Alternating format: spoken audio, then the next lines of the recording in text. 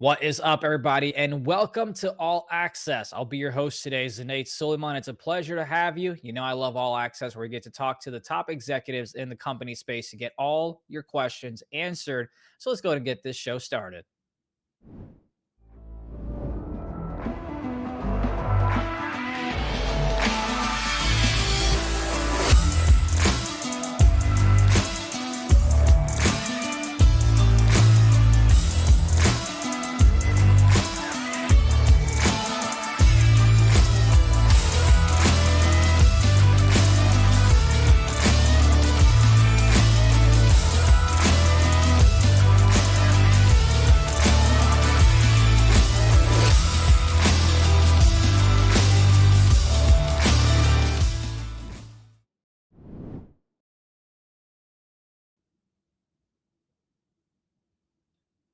All right, now appreciate you guys for joining us once again. And just if you could help me out, just so my bosses don't yell at me, so that I don't get fired, if you could just gently go ahead and hit the like button, just so we know that you appreciate all the work that we're doing here, and of course the men and women behind the scenes as well. I do want to let you know that All Access is one of the ways that Benzinga monetizes our YouTube channel. Every company appearing on today's show has been paid by Benzinga to be here. We are very upfront about this fact. However, what they don't know are the questions that I'll be asking them. And they also know to expect questions from you in the chat. So make sure you come in with enjoying the conversation as well.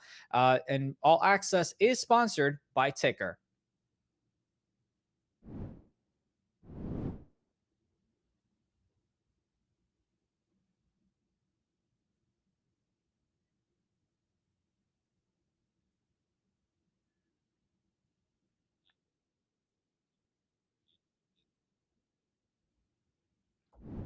Let me know when to go.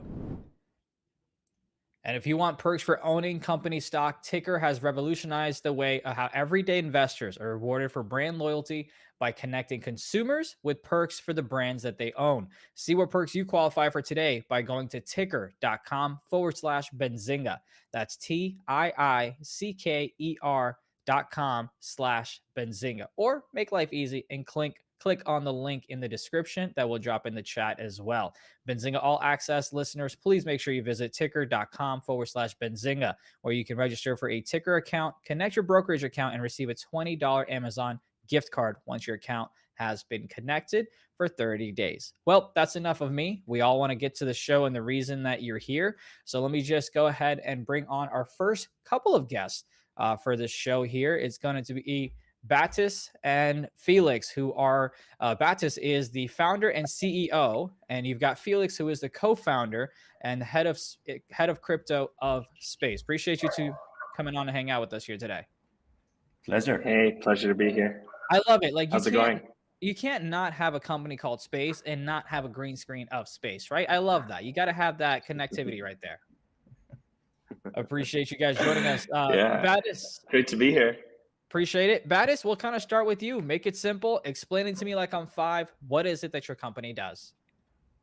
Sure. Space is a commerce virtual world, which basically means that it's a virtual world, in a 3D world in which you can go shopping and where merchants can build their own virtual stores or some sort of immersive commerce experience. And I can expand on that after.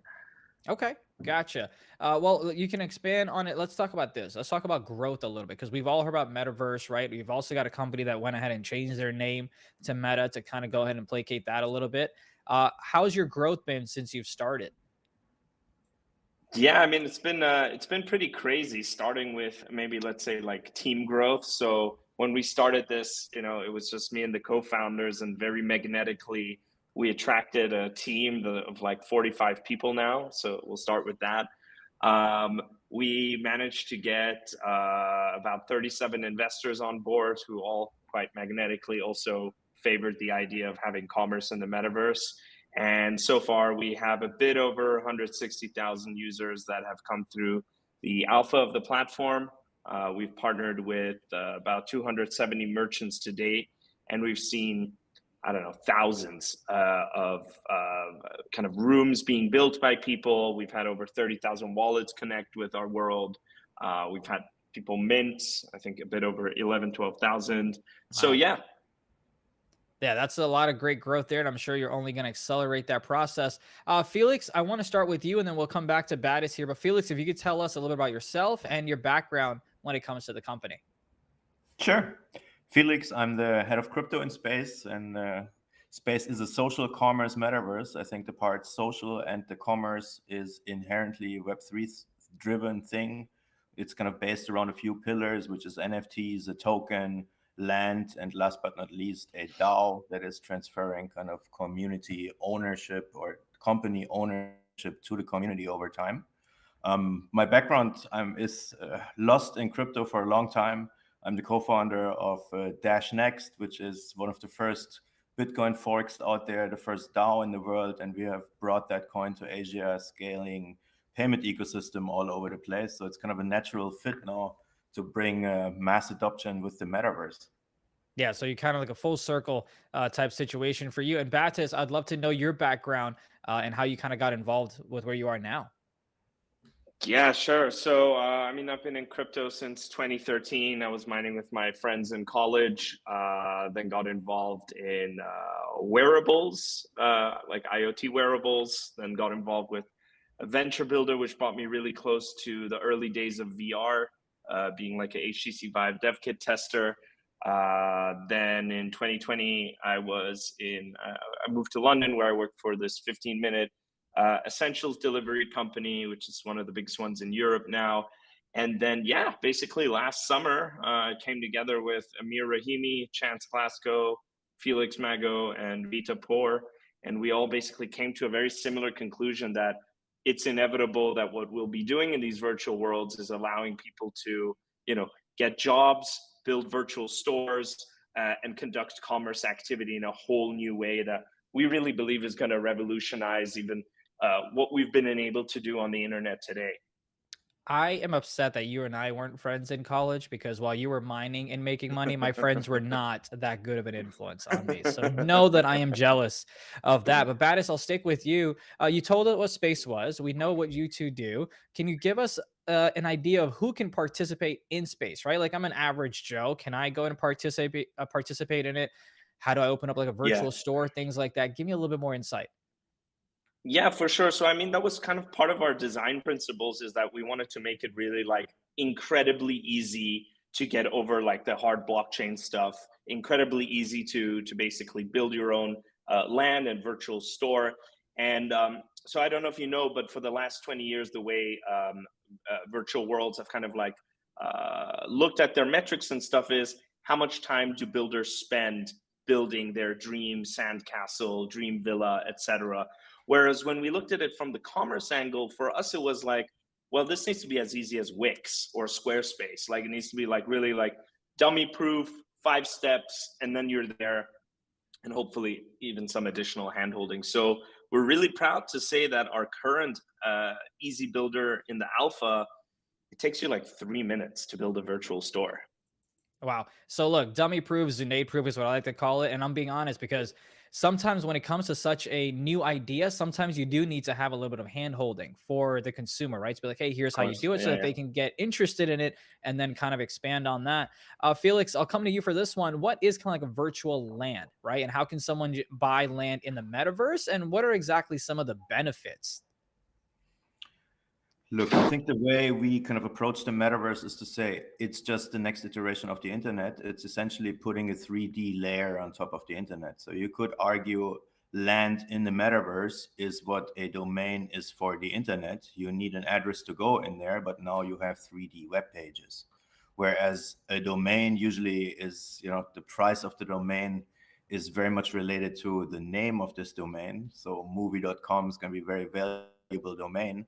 In a metaverse, the dynamic is a bit different because in a metaverse, obviously you have a 3D space to walk around. So you rather have associations like center, peripherals, or being next to other cool brands. And this is kind of where the land value now comes along.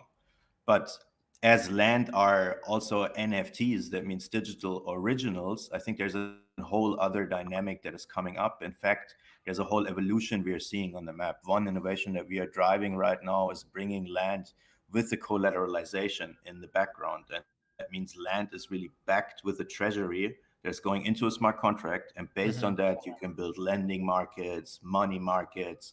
You can do all kinds of crazy things that are actually, you know, kind of trading, leveraging, all Yeah. that kind of fun stuff. Now, you kind of mentioned the contracts and kind of having your ownership through there, but let's talk a little bit more about that, Felix. How does like Web3 enable the ownership in the metaverse? Is it kind of like what you said? Is there more to it? But most importantly, how does it help build a more fair society, if you will? Yeah, it's a fantastic question. I mean, I don't think it's the metaverse that is enabling ownership. It's rather kind of all this innovation that is coming from different aspects of the crypto space that enables ownership. We have seen Bitcoin enables you to send money from person to person without using any intermediary. Fast forward to 2021 or 2022, we've seen a rise of what we call NFTs, which is still a pretty nerdy word, but at the end of the day, what it means is there are, you know, digital assets, and these digital assets are not just the internet of copies, it's now the internet of originals, right? I can own a piece of art, but I can also own a sword in a computer game, or an armor, or, you know, whatever that is, which was before essentially owned by a company. So I was like playing forever World of Warcraft, and still Yeah. that sword wasn't mine. So what I can do now, because I own it, I can sell and trade that on secondary markets.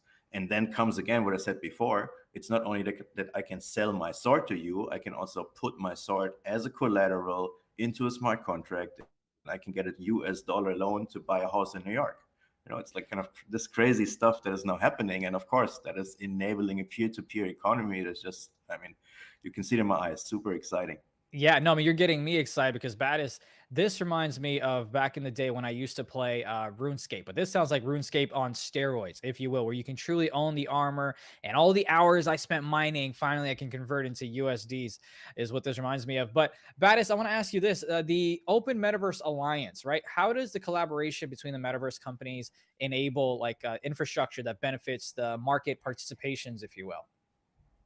Yeah, I mean, it's profoundly important, right? Like, if we think about this word that Felix was explaining, right? Metaverse, 3D internet, spatial information highway. Um, we're not there, right? Basically, it's just right now there's a couple of virtual worlds that fundamentally believe in the land domain, that believe in true user ownership, but we're not connected. We're not like maps that are glued to each other. On the deeper layer, you know, there's no like land indexing, there's no way to like explore through all these worlds, and there's all these like basically protocols that need to be built. And so what better way than to build that together with the other virtual worlds, because we need to agree on those standards so that we all implement similar solutions to make that possible, right? Like the way that I think about it is, if you're familiar with the history of the internet, there was ARPANET before the real internet, and ARPANET was basically all US libraries being connected, right? And so like the way that I see it, I mean, hopefully it'll be faster, but the way that I see it is that basically the big first virtual worlds need to already be, you know, kind of like portable between each other, and need to be able to go between the different worlds seamlessly. And from there, hopefully, you know, the solution that we're working on at OMA 3 will be, usable enough so that you can get all the other virtual worlds to use it. I did not know about that. I guess that is also why, kind of like what Felix had said, like you want to be able to make sure you can sell it for USDs and whatever currency to go ahead and have it have some true value that the user can have. Real quick, Batis, what do you feel like is one of the challenges when it comes to folks adapting to this new Web3, the metaverse? Like, what are some challenges you guys believe when it comes to the consumers you're kind of facing? Yeah. So a lot of things. I mean, first of all, like, you know, the virtual world as a topic, right? It's like it's still and has always been a very nerdy topic, right? Like it's not for the cool people in our friend circles, right? Yeah. And a lot of that has to do with the fact that virtual worlds have a very odd use case and value proposition, right? In any of the previous ones, Habbo Hotel, Club Penguin, RuneScape, etc., it's always been this thing where it's not really a game, it's not really a social network, and there's kind of like this filler value proposition where you do a bit of both without kind of like the motivational psychological mechanics that we've seen in really good games, in really good social networks. And so they've always come and gone as fads. And I think this time around, because the goal is to basically make a spatial information highway, we can be honest with ourselves and solve those really hard problems. And so the way I see it, to answer your question, is there's kind of like a lack of convenience and a lack of fun that has missed, that was always incredibly important to add on top, right? From I guess the convenience angle, we're talking about kind of like AI, like Siri style assistance with things that I'm doing, being like, hey Siri, take me to the coolest new streetwear store. Then it's about like having the convenience as well, in the sense of like virtual mirrors, easy ways to build rooms, AI generated experiences, true collaboration ability, right? Like I remember back in 2016, there was this project where you could decorate a Christmas tree together. And for me, that was like, wow, VR Google Docs, you know? But for this to actually have happened in virtual worlds, it still hasn't really happened with that kind of seamless real-time collaboration, which again, it's a true convenience, right? Like everything at the end of the day is a job to be done. And so you gotta provide people with that kind of utility and use case. And then I think this whole like community owned open world. So a lot of these virtual worlds you're seeing are open virtual worlds, which means people can commit code to it. You can earn tokens from QAing the platform. You can form guilds. You could even form, you could get like POAPs from helping police the world. I think this aspect where it almost feels like anti-establishment, you're like as a whole world together solving this problem, is a really strong driver, right? Like it's like one of the first few cases we're seeing since kind of Wikipedia where the people made the platform. Yeah, and community is such a strong thing to now base a company off of, base a culture off of, because especially in this, you know, content-led heavy short form media we were talking about backstage, right? It's like you want that community so you can have that trust in what the individual's doing, what the company is doing, what the organization is doing. You did mention you know, VR. So Felix, I want to ask you this. I believe you guys had a little bit of recent news earlier this month in regards to the future of AR and VR in the metaverse. I'd love to kind of have you talk a little bit about that and how VR kind of plays into it kind of being an asset to what it is that you guys are looking to do at space. The easy answer is it really looks dope and it feels pretty amazing if you stand in a room. And it's just magic, you know. For me, frankly, the magical moment was to be in this virtual world the first time, to look around with the VR glasses. It looks really crisp, and you talk to people, and you know, it's not like kind of this. It's this really emotional element that comes along with it when you have a voice first, like real human interaction in an avatar costume kind of first, right? So I can talk to you as a unicorn. And it's pretty amazing, right? Plus, it kind of, I mean, if you build a virtual world, it opens a very funny world of problems to solve, such as when you walk around the virtual store. You know, how does it feel? You don't want to feel like lost in a huge space. You kind of want to make it somewhat realistic, but it's so hard to figure out, right? So you kind of run into all these new problems that come along with it, which is like pretty exciting. But at the same time, and this is probably important, very important to notice, VR is still not a mass adopted thing, right? What we see right now is that I think a bit over 50% of our users are entering our metaverse mobile. A little bit under 50% are entering it on a desktop, and just a fraction of people own these VR headsets, right? So I think every company that's building a metaverse is the best approach is to build it kind of for all platforms, and to get it ready for mobile, for desktop, and for VR, which then of course, you know, you have to make trade-offs when you build these technologies, because, you know, it's all in the making. Yeah. And there's a lot of promise and a lot of development to do. So building is the motto. And it's not necessary to have a VR to participate in space. Is that right? Because the reason I ask is because, you know, look, Christmas is around the corner. So I've already started, you know, shopping, and these VR headsets, they are not cheap, right? Especially for the average American like myself. It is expensive, especially I think Facebook's got like $1,000 one coming in and out. But to make it very clear that you don't need to have a VR headset to participate in the metaverse with space. Is that right, Felix? Yes, that is correct. Okay. In fact, it's very Yeah. easy. You know, you go in with the desktop, and the experience is really amazing. Got it. I'm definitely going to go ahead and nerd out on that. And again, we're going to build Benzinga for anything I buy in the metaverse. No question about that. But Felix, I'm going to stay with you for a second. You talk, you're the head of crypto at Space. So let's talk about how the metaverse changes the global job market. Because I would assume that this is a whole different set of skill sets that should influx the job market.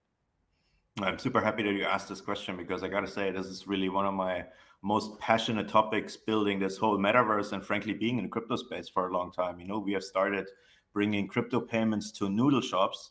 And in 2021, we have seen like all these computer games coming out, where suddenly you see a lot of people, stop working in 7-Eleven. Instead, they start farming crypto coins in some games. So what we are really believing in, that this metaverse is not only creating a huge demand from the shop sides, and I mean, we have like hundreds of partners right now lined up to get a shop in the metaverse, but everybody's obviously struggling to do that. The same like back in 1998, people were struggling to see, how can I build a website, right?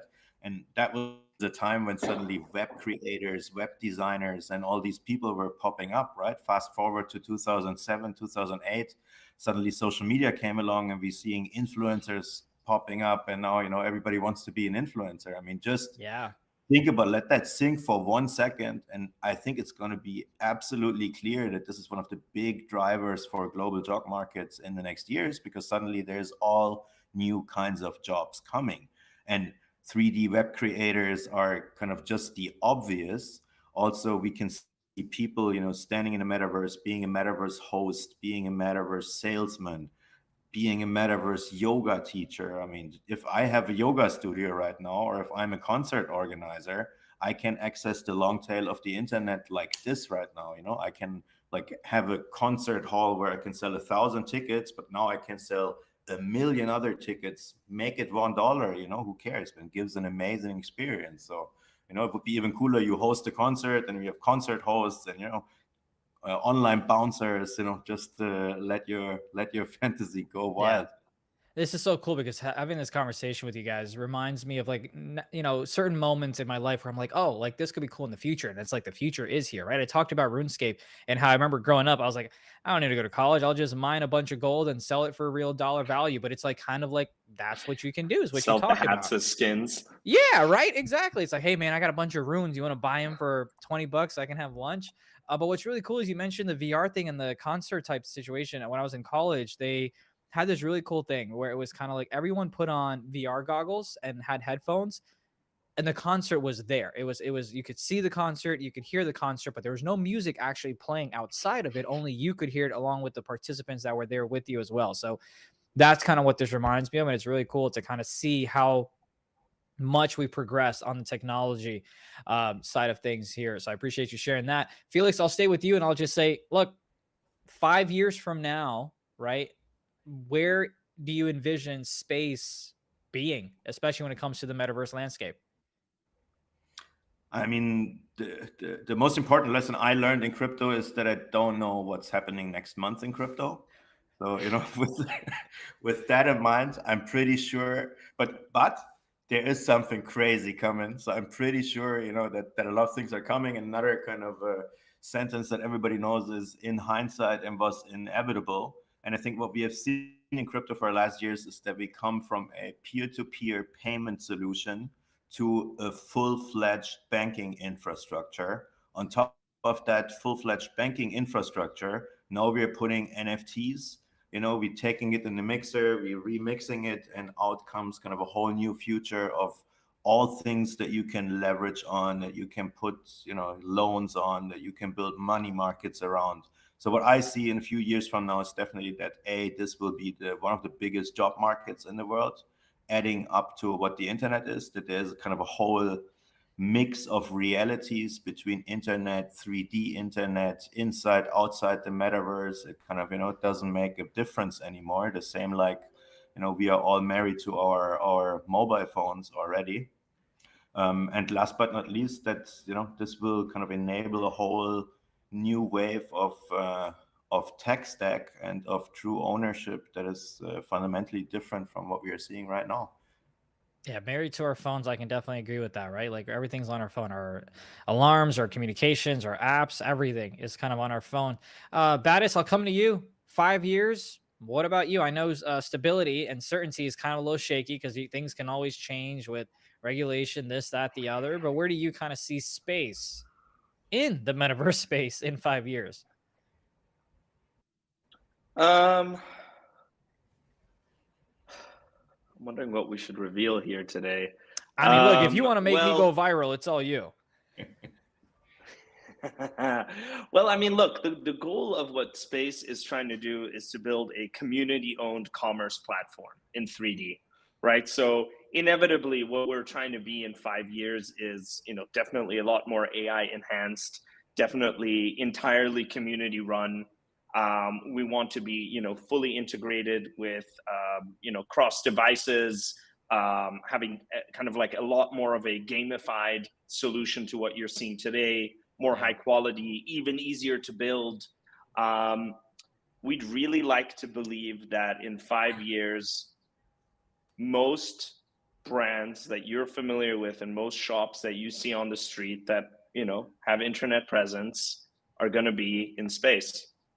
Yeah, it makes Allow me to add one more sense. thing. I think what Please. we're really doing is changing from a platform economy to a user-owned economy. This is what Batis just said, which is kind of a fundamentally different business model that is fundamentally better because it is incentivizes everybody that is in there. Kind of we are having a token, and everybody who's owning, holding, trading that token. And again, you can get a job in space, you can earn this token.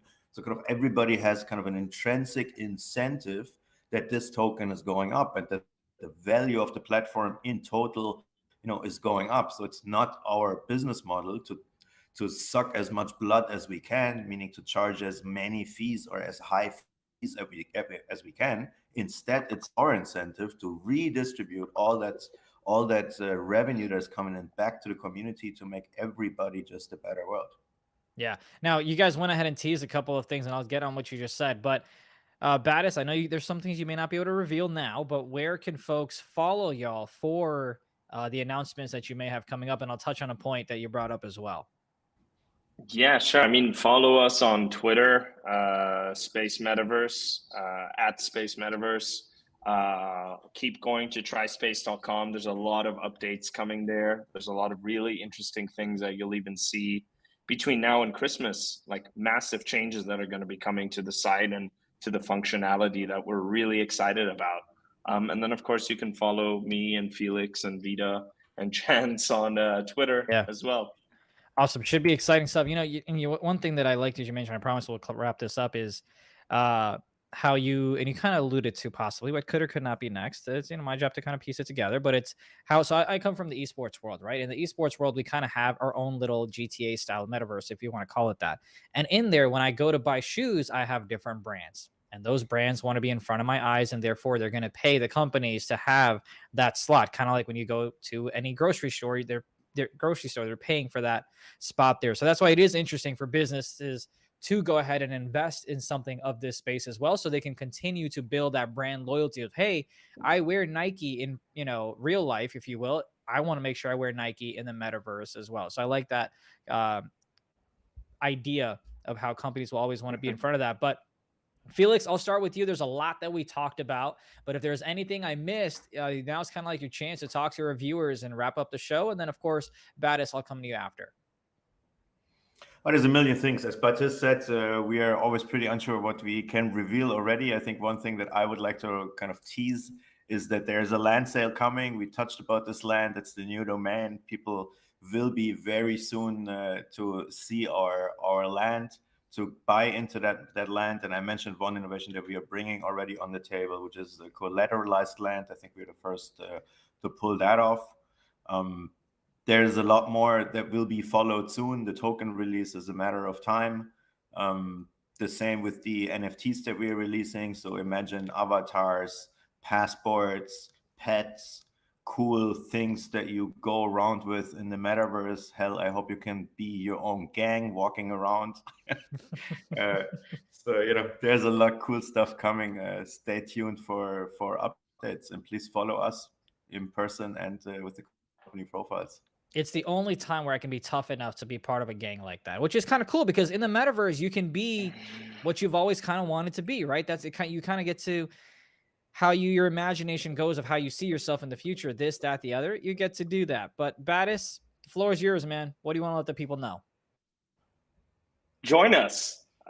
We want to keep growing our community. We want to give you guys roles to help, make commerce owned by the people. This is the movement that I think everyone's been waiting for. This isn't a fake version of it or some capitalistic trick. This is owned by the people commerce. And we're really pumped about it, and we have so much stuff to do. Join us. Simple enough of that. And of course, make sure you guys check out their Twitter. I'm already there, Space Metaverse on Twitter. And then, of course, I got Instagram that you can go to afterwards as well. So thank you once again. That is Batis, who is a founder and CEO, along with Felix, who's a co-founder and head of crypto at Space. Thank you both so much for joining us this morning. I appreciate it. Appreciate you. Thanks so much for your time.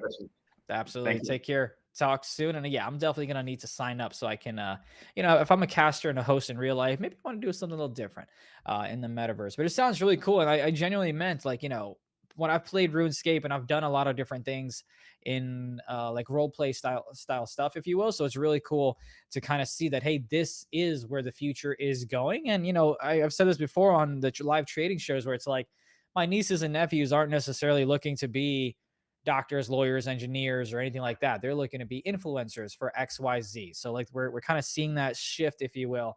And it's definitely a great time to go ahead and kind of invest your time, money, and resources. At least I think so. But of course, the reason we do all access is so that you can hear straight from the executives and make your own informed decision of where you want to invest your time, money, and resources. But that was awesome. I really enjoyed that one. Let's move on to the next one because we've got an appearance from John, who is the CEO and CSO of Blue Star Foods, which is traded on the NASDAQ, and the ticker is BFSC.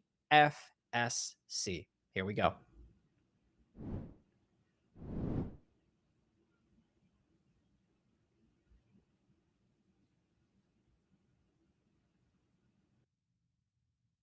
All right, and now we're going to go ahead and bring on our next guest, John Keeler, the CEO and CSO of Blue Star Foods. Let's bring him on and get started. John, thank you for being there. How are you? Wonderful, Michael. How are you? Always a pleasure to have you here, John. We're doing well. Very excited to have you back here on All Access. Let's go ahead and dive in from a very top level here. For any of our investors that haven't been familiar with Blue Star Foods content that we've produced or seen you guys anywhere else, give us an overview of the company and what you guys do. What we do, we are a sustainable seafood company concentrated on ESG components, environmental, social, and governance, in order to advocate and secure seafood for the future. Fantastic. Okay, so give us a little bit of insight into the process of the company, right? How does your manufacturing work? How do your farms work? Your products? How do they get started? And how do they make it out to the consumers at the end state? Absolutely. We do have pasteurized blue crab meat that we harvest and produced sustainably and with a nice traceability behind it. And we also, in order to continue ascertaining food security for many years to come, we actually have indoor land-based aquaculture, and predominantly at this time in two particular species: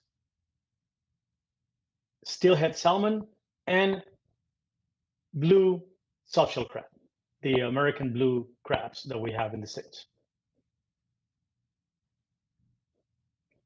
Understood. Okay, so now that we've got a little bit of insight into the process, let's dive into some of the most important news recently and some of the things that we really want to get to. The Alaskan snow crab season cancellation. This is a big topic and something that we discussed leading up to this All Access event. Tell us a little bit about the Alaskan snow crab season cancellation, and did you predict this type of event leading up to what just happened here? I did predict events like this, not necessarily or directly to a snow crab. I knew that the king crab season in Alaska in the same area was actually canceled last year. And this is the second year in a row that the king crab also, due to the same effects, is indeed canceled. So now you not only have one species, but you have to add the most lovable species of all Americans, which is a snow crab.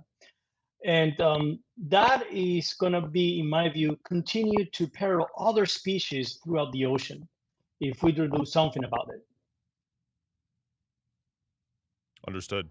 Okay, it's a really interesting headline. You talked about the perils to the ocean, right, if this continues, but what are some of the other effects to the food chain, to the industry itself? What are some other ripple effects that are going to come out of this cancellation? Well, the ripple effects are several. First of all, it's like just for the consumer to realize, oh, I will not be able to have it this year. And they don't know they're going to have it the following year. It's unknown at this time. But what is known at, like I have read in news and other comments, that we could have done something about it. What are we going to do about it? It's too late to do it. Or do we have enough time to fix that in the near future? And why do we prevent that from happening for other products and other species wild caught? And really, the answer is one. Demand product that you can trace where it's really is coming from, and also really start looking for land-based products, land-based seafood species that allow you to harvest clean, harvest sustainably, harvest without antibiotics, microplastic that exists in the ocean, decarbonization that exists in the ocean, and allow it to buy it local, because those land-based are to be harvested locally. And that's exactly how we need to start changing the mindset of the consumer. Also, you're going to have issues such as the large users of snow crab and king crab meat. If, for example, the cruise lines are need to really substitute these to other species. So you're going to have species like blue swimming crab meat, red crab meat, but other wild-caught crab meat that are going to become the next of kin on the ingredient as crab meat is needed in those menus that already are planned. They don't plan for next week, they're planned for a whole year in advance. So, and those are going to now have a pressure from that shift in demand on that particular species. So it doesn't mean that because you are out of one species, then things are going to get common for the others. We're just going to put more pressure on other species as well. And that becomes a snowball effect. Understood. Okay, so I'm referencing a Benzinga article here that dove into this topic in a little bit more depth. But some of the dislocation of other companies, right? Can you talk about competitors in your space or similar companies that might be affected? And how is Blue Star positioned differently to be able to take advantage of this obviously terrible natural disaster? Blue Star is well positioned due to the fact that, and being a quarter of a century in this space on crab meat, we do have controls in the source. We do have virtually vertically integrated company, and we are able to, I'll call it, defend our supply chain. The prices will go up because there are going to be new entrants of these companies that are procuring and importing the snow crab and king crab more so now, and that is going to create as I said, a price increase. It's going to create an increased pressure on the supply, and we are definitely a better advantage because those newcomers needs to figure it out who they're going to buy from, and we're going to be there to offer the product for the end user as well. Supermarkets, but predominantly this product goes to food service, and we're going to be ready for them. At the same time, having substrate crabgrass farms allows us to be first in line in order to supply the products locally. And that's really what it gets us in an advantage point versus other, I'll call it seafood companies or traders, if you want to call it that way. The traders are actually the most effective one here. Understood. Okay, another one of the points here that we're referencing as well is the drought conditions in the western part of the United States, the inland rivers and the lakes and the ponds with the record low and the warm water conditions that wiped out fish to the point that it was considered an extinction event by government officials. What can you talk about in terms of what people are doing to try and fix this problem as it stands now? The obviously, again, an extinction level event, such as it's called, is a major issue for our government and our society to deal with. So what's being done to address this problem as of now? Well, when it comes to the seafood business, I don't think much has been done other than just really do census to get the population to measure the population of a particular species. NOAA has done a great job doing that. Also the temperatures which warm the waters create increased acidity and rapidly changing the ecosystem in the Bering Sea than ever before, and that's really also affecting the crabs. What else? One of the things that can be done is actually it needs to come from the consumer. Really demand products that they really can show or clearly can show where it's coming from, and demand local fish. Look for more aquaculture, more land-based aquaculture, because also aquaculture in the ocean does bring other environmental issues. And we need to figure out a way to decarbonize or what we call it decarbonization of the oceans, which also increased the level of acidity, increased their temperature, and steal oxygen from the fish that needs it. And what else is doing? The government is trying to do now a lot more solar panels and things like that, but that's beyond this conversation. I think I wish we have more things that we can, collectively do together. But the first thing we need to do is get the consumer, look for where the product is coming from clearly, and really look for land-based supply. Got it. Okay, so when you're looking at your 30 years of experience in the seafood industry, what can you tell us about your view of the industry as a whole right now? What are you seeing in terms of macro trends, issues, opportunities, and other things that you guys are working on at Blue Star? And what does your experience tell you about the industry as a whole right now? What if I have to condense this in the next minute or two, Michael? It has to do with this is a finite source. It is not infinite. It's not a extractable source. Seafood or fish in the oceans are not extractable. Just go and grab it and don't worry, there's always going to be there. It's not. There needs to be a shift from government to support other techniques or other technologies to enhance the food security of the seafood supply, aka transitioning from aquaculture, oceanic aquaculture, to land-based aquaculture. Continue to add more species into turf or territorial rights or quotas as well, because there is less fish every time. Also, the contaminations in the ocean and the microplastic. There was a study from 17 to 2019, 33% of 10 fish, or 3 out of 10 fish, has presence of microplastic. That's really bad. So oceans are not getting less toxic than it is today. And we need to really ascertain, to help the government to really support those things. The future is land-based aquaculture in our view for 25 years, Michael. And to finish this, I can tell you that seafood for the future, if we don't do something about it, double consumption by 2050, and only 5% of the population will have access to seafood on a daily basis. Got it.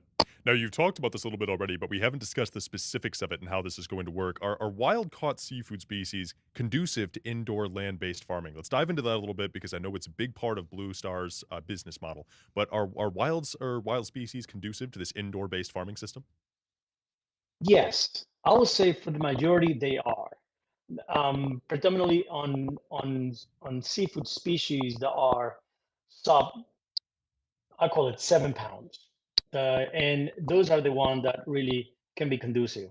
And you actually go and harvest or establish those farms locally based on the local species that exist. For example, you could have red snapper, grouper, pompano in Florida, for example. You could have more salmon, still-held salmon in British Columbia area. You can do Campeche on the coast of Mexico as well. So there are other alternative products that you can actually do in certain regions that actually continue to trend their culture. Okay, that's what it be. So yes, it is. We just have to continue, invest, do our R&D, get government support, stockholder support, market support, on continue doing analysis of what are other species that we can actually transferred to land-based. Sure. That makes a lot of sense. Now, along that same vein, take us through what else Blue Star is doing about the future of our food, and especially the food that you guys are producing. What else are you guys doing about the future of seafood and building out Blue Star into the new future, and how you're helping the industry produce as a whole as well? Expand, expand, expand the footprint of land-based farms. That is the future. Identifying other species that can be conducive for land-based aquaculture or farm-raised, or what people call it indoor aquaculture. Continue to look for mergers and acquisitions that are conducive for a particular species that a potential company that would like to acquire has a good competitive advantage, and we can actually expand that particular species or establish the land base for a particular species to concur on their growth pattern. Because right now, every day is harder to get seafood, and the demand is still outpacing the supply on wild caught, on oceanic aquaculture, and at this time on land-based aquaculture. Absolutely.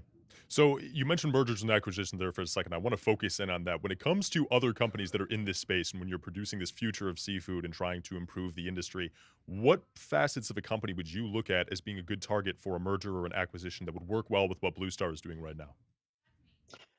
As it comes to be on the land-based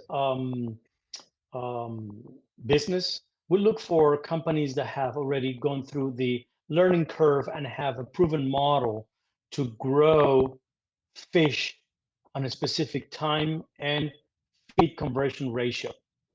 An average of feed conversion ratio could be 1.3 kilos of feed versus 1 kilo harvest. That's a good indication. And with very little to no mortality, and also no early maturation of the fish that they are actually growing. Those are the companies that we're looking for, that we can then put 10x on them, as we did on two recent acquisitions, one in 2021, which was in Canada for salmon, steelhead salmon, and we bought the assets of the company and the technology first quarter 2022 on soft shell crab. So those are the things that we're looking forward to do. Got it. Okay, now I want to talk through a little bit of the recent news and get some of the insights from you here. The multi-year supply relationships with both Avendra and Cisco Corporation, both extended back in September and about a month before that as well. Give us some insights into why these relationships are doing so well and how it's important to keep those supply relationships strong as you move forward with Blue Star. They do well because we deliver. We supply what they need and at a quality that is expected from the customers. And we have a very strong brand equity in the market. And we can anticipate and actually become their category manager for a particular species, salmon or crab meat, for example. And that's what it goes well. We become an arm for them when it comes to what to expect in terms of their trajectory of a particular species and how it's behaving throughout the natural life of the products of the species in the ocean. Those are the things that we do with them. And I don't remember what was the other question that you had, Michael. Yeah, why is it so important to keep those relationships strong, and certainly, in essence, find new relationships as well? You know, for the company. Absolutely. Like, Yeah. What do you guys do to find new partnerships like that, and why is it so important? Well, why it's so important? Because it's how we can actually grow revenue and continue to offer what other seafood companies cannot offer to those new potential distributor partners, which is the security of supplying our own harvest product. Got it. Okay, so let's also talk about some of the more recent news that you guys had in your latest earnings report. Can you give us any of the highlights that you guys had called out in there? Anything that retail investors should be focused on and paying attention to? We'll continue to go back to pre-pandemic revenues. 80% of the seafood that is consumed in the United States is food service. So we had our terrible years with the pandemic, like everybody else in the food service. And now we're beginning back our efforts. And we'll continue to get that to the company, and more so with generational M&As that may exist in the seafood industry that will even cement us more further growth as it comes to revenue itself. Got it. Okay, so you mentioned the theme of expanding and expanding perpetually to continue getting further land-based systems online. What else is Blue Star going to do in terms of internal development, in terms of growing the business as a whole to keep moving forward? What's next for Blue Star on all fronts across the industry and the business? M&As, continue expanding,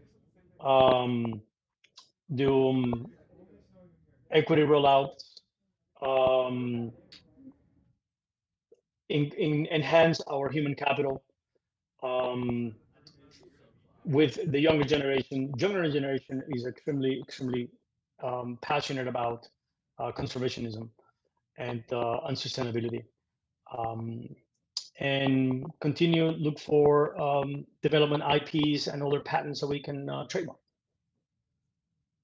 Terrific. And a final question to add on to that, too. In the next couple of quarters here, specifically the rest of Q4 in 2022, is there anything that retail investors should be on the lookout for? Any announcements you can share that don't have anything proprietary or anything else? Anything that the audience should be keeping an eye on to come from Blue Star the rest of this quarter? Continue to look at our growth in revenue, our investments that we're doing in CapEx, and also on operating expenses that we have to incur by this expansion. Guys, we need to invest in our future, and we are doing it by expanding these farms that it has a cost to start with. So support us on that, because it's hard to lament that you're not going to have a snow crab for the next season, or king crab for next season. Look what your grandkids will look into. Why we don't have seafood anymore? What my grandparents used to have. We'll be part of the change. And this is a company that will continue to grow as the demand continue to outpace the supply. And be on the lookout for potential M&As information out there, and new locations in terms of land-based platforms and permits and so forth. Fantastic. Well, John, it's always a pleasure having you with us, learning more about what Blue Star is up to, and certainly a lot of exciting things going on right now. John Keeler, CEO and CSO of Blue Star Foods. Thank you so much for joining us on All Access. To you, Michael. Always a pleasure. All right, Aaron, do we have what we need there? Sounded good to me. I think one take, we are done and done. John. Welcome back. Hope you guys enjoyed that interview. Shout out to Michael. Of course, that was pre-recorded yesterday. Wanted to make sure we go ahead and play it for y'all here today. And of course, we've got a little bit of time to talk about the market. So typically Mitch brings me on. This time I'm going to bring Mitch on himself. I got you right there. What's up, Mitch? Let's go. Let's take a look at what's going on in the market today. It looks like we're getting a little bit of a bounce on a Wall Street Journal report that said that pretty much that the Fed is stated to raise by 75 basis points in November, but they're going to debate the size of future hikes. A little part of me was more like, isn't this something they debate on every meeting? But yeah, could be a little bit of a fluff piece put out there that's getting a nice little push into the market. Definitely got a push because it was looking really bearish towards the open. Then we got a spike. But there are some stocks that are getting some good lead today. Of course, we could take a look at some of these stocks. I'll pull up my charts here. I got Benzinga Pro right quick to just kind of take a look at some of the biggest movers. You guys can do this too. You can use your movers tool. I always have like different sections, some for like pre-market movers. Now I'm in my movers tab, taking a look to see what is getting the biggest move on the regular session. I usually get out the market cap of 300 mil so I can look at some bigger stocks, but definitely Snap down 30% and continuing down. It's looking like it's about to break through the lows. It's at 750. That's not going to be helping stocks like Meta and Pinterest. I wonder how Pinterest is moving right now. Let me take a quick look. Pinterest is down about 8% and coming down right at the open there. Really starting to get hit hard here. So we'll see what else is going on out there. It looks like Sam's is having a decent day. That had some good earnings. So we'll get into some of these stocks. Let's go ahead. Let's take a look at some of the charts out that are moving. Definitely basic materials is leading the way today. So what is doing well in basic materials? You're going to be looking a lot at steel plays right now. Those having a really good day here. Steel Dynamics, a nice little push up, right? And we can take a look at X. You guys know how I feel about X all the time. Is X going to give it to me? It's not looking too bad there. US Steel making a little bit of a push towards the 21. Will it hold on the day? We'll have to wait to see. Right now, it's off of VWAP. Doesn't look too bad there on X. Another area that I wanted to really kind of point out was on pre-market prep. We talked about this stock that had earnings, Slumberjay, or like I like to call it, Slumber Burger, was already up in the pre-market, but I was looking for it to have a strong day and kind of have a push on a relationship play, which is Halliburton. Look at that nice rip right out the gates. That was a good rip there. We're talking about almost 5% move right out the gates. Made a big push here. Now, of course, I think you are going to start getting a little bit of a pullback action here, but the oil stocks not having a bad day. XOM up there towards 105.50, going through the high, right? And so the 52-week high was this June 8th of 105.57. We just got through it. We're now pulling back. We're at 105.56. See if we actually continue moving in these oil stocks. What are you seeing out there, Zunaid? Yeah, for me, it's all about Snapchat, right? AB and I went ahead and played a little bit of Snapchat, had a little bit of fun to this one. He went ahead and bought calls. I went ahead and bought puts. Of course, you know me, I won. And I also went ahead and traded Snapchat here as well. So I'm going to go ahead and play this on the 1 minute.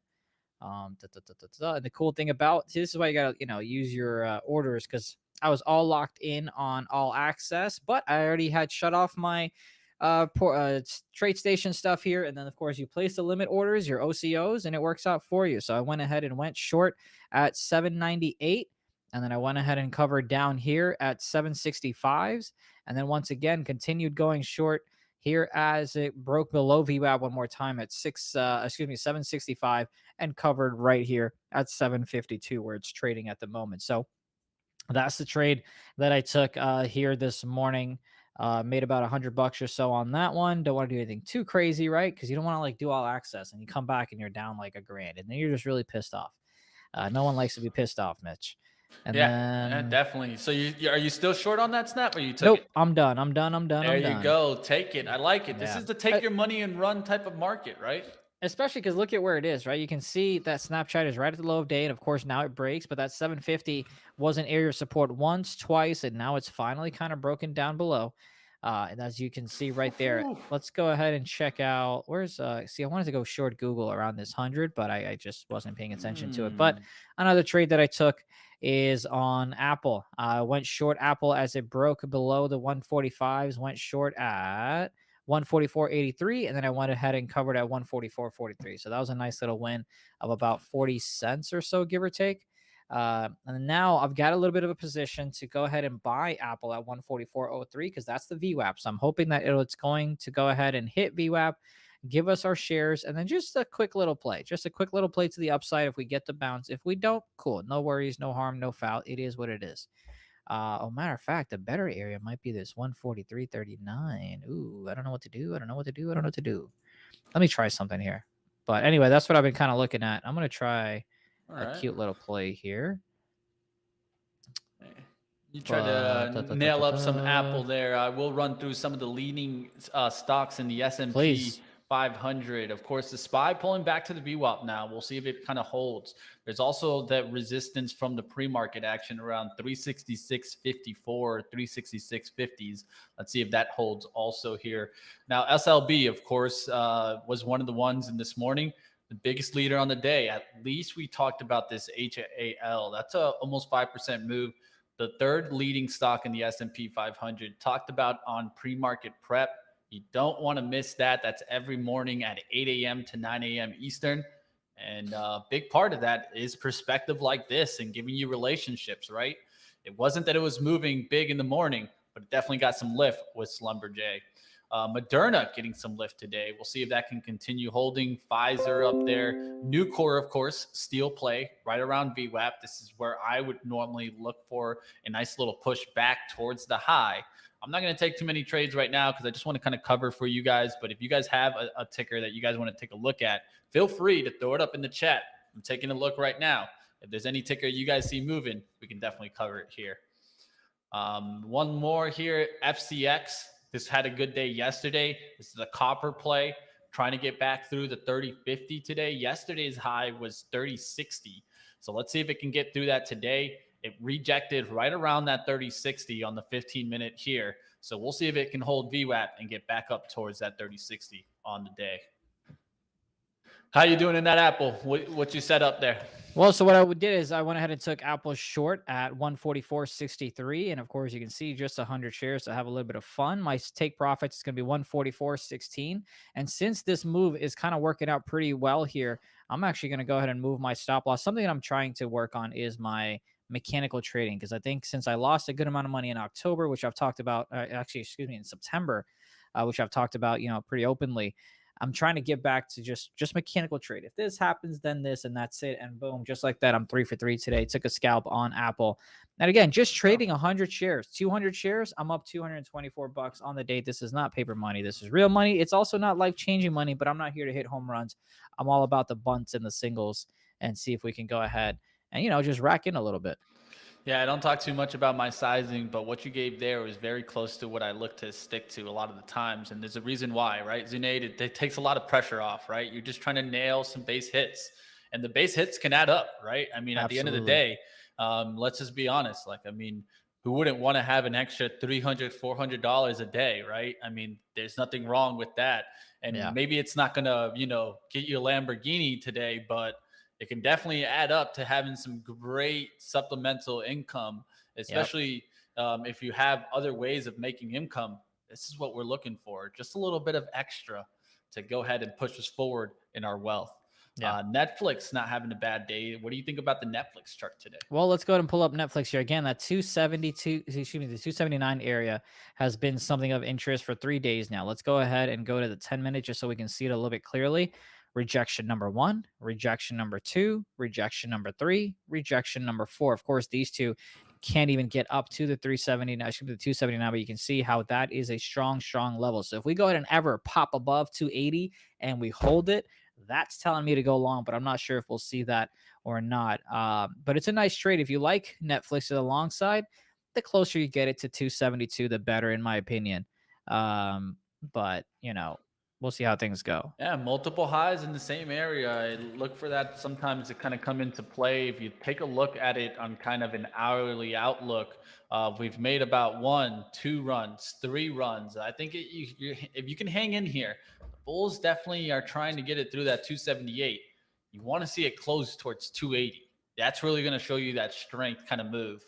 Bunch of daily highs in the same area. So watch out today. We'll see what happens in Netflix. Trying to make that move up through the 280. Now we'll take a look from the chat. I know the chat asked about one here. Jared Jenkins, I see you in the chat. And definitely, if you guys out there are watching, give us a like. If you guys are enjoying this, at least giving you some good stock coverage in between the action from All Access. Let's go towards that stock there. He wanted to take a look at, and I would kind of close the chat right when I wanted to pull it up there. It was WFRD. All right, WFRD. While you're doing that, AT, if you're still here, come in my ear. Just because we're going at 11, yeah? Okay, cool.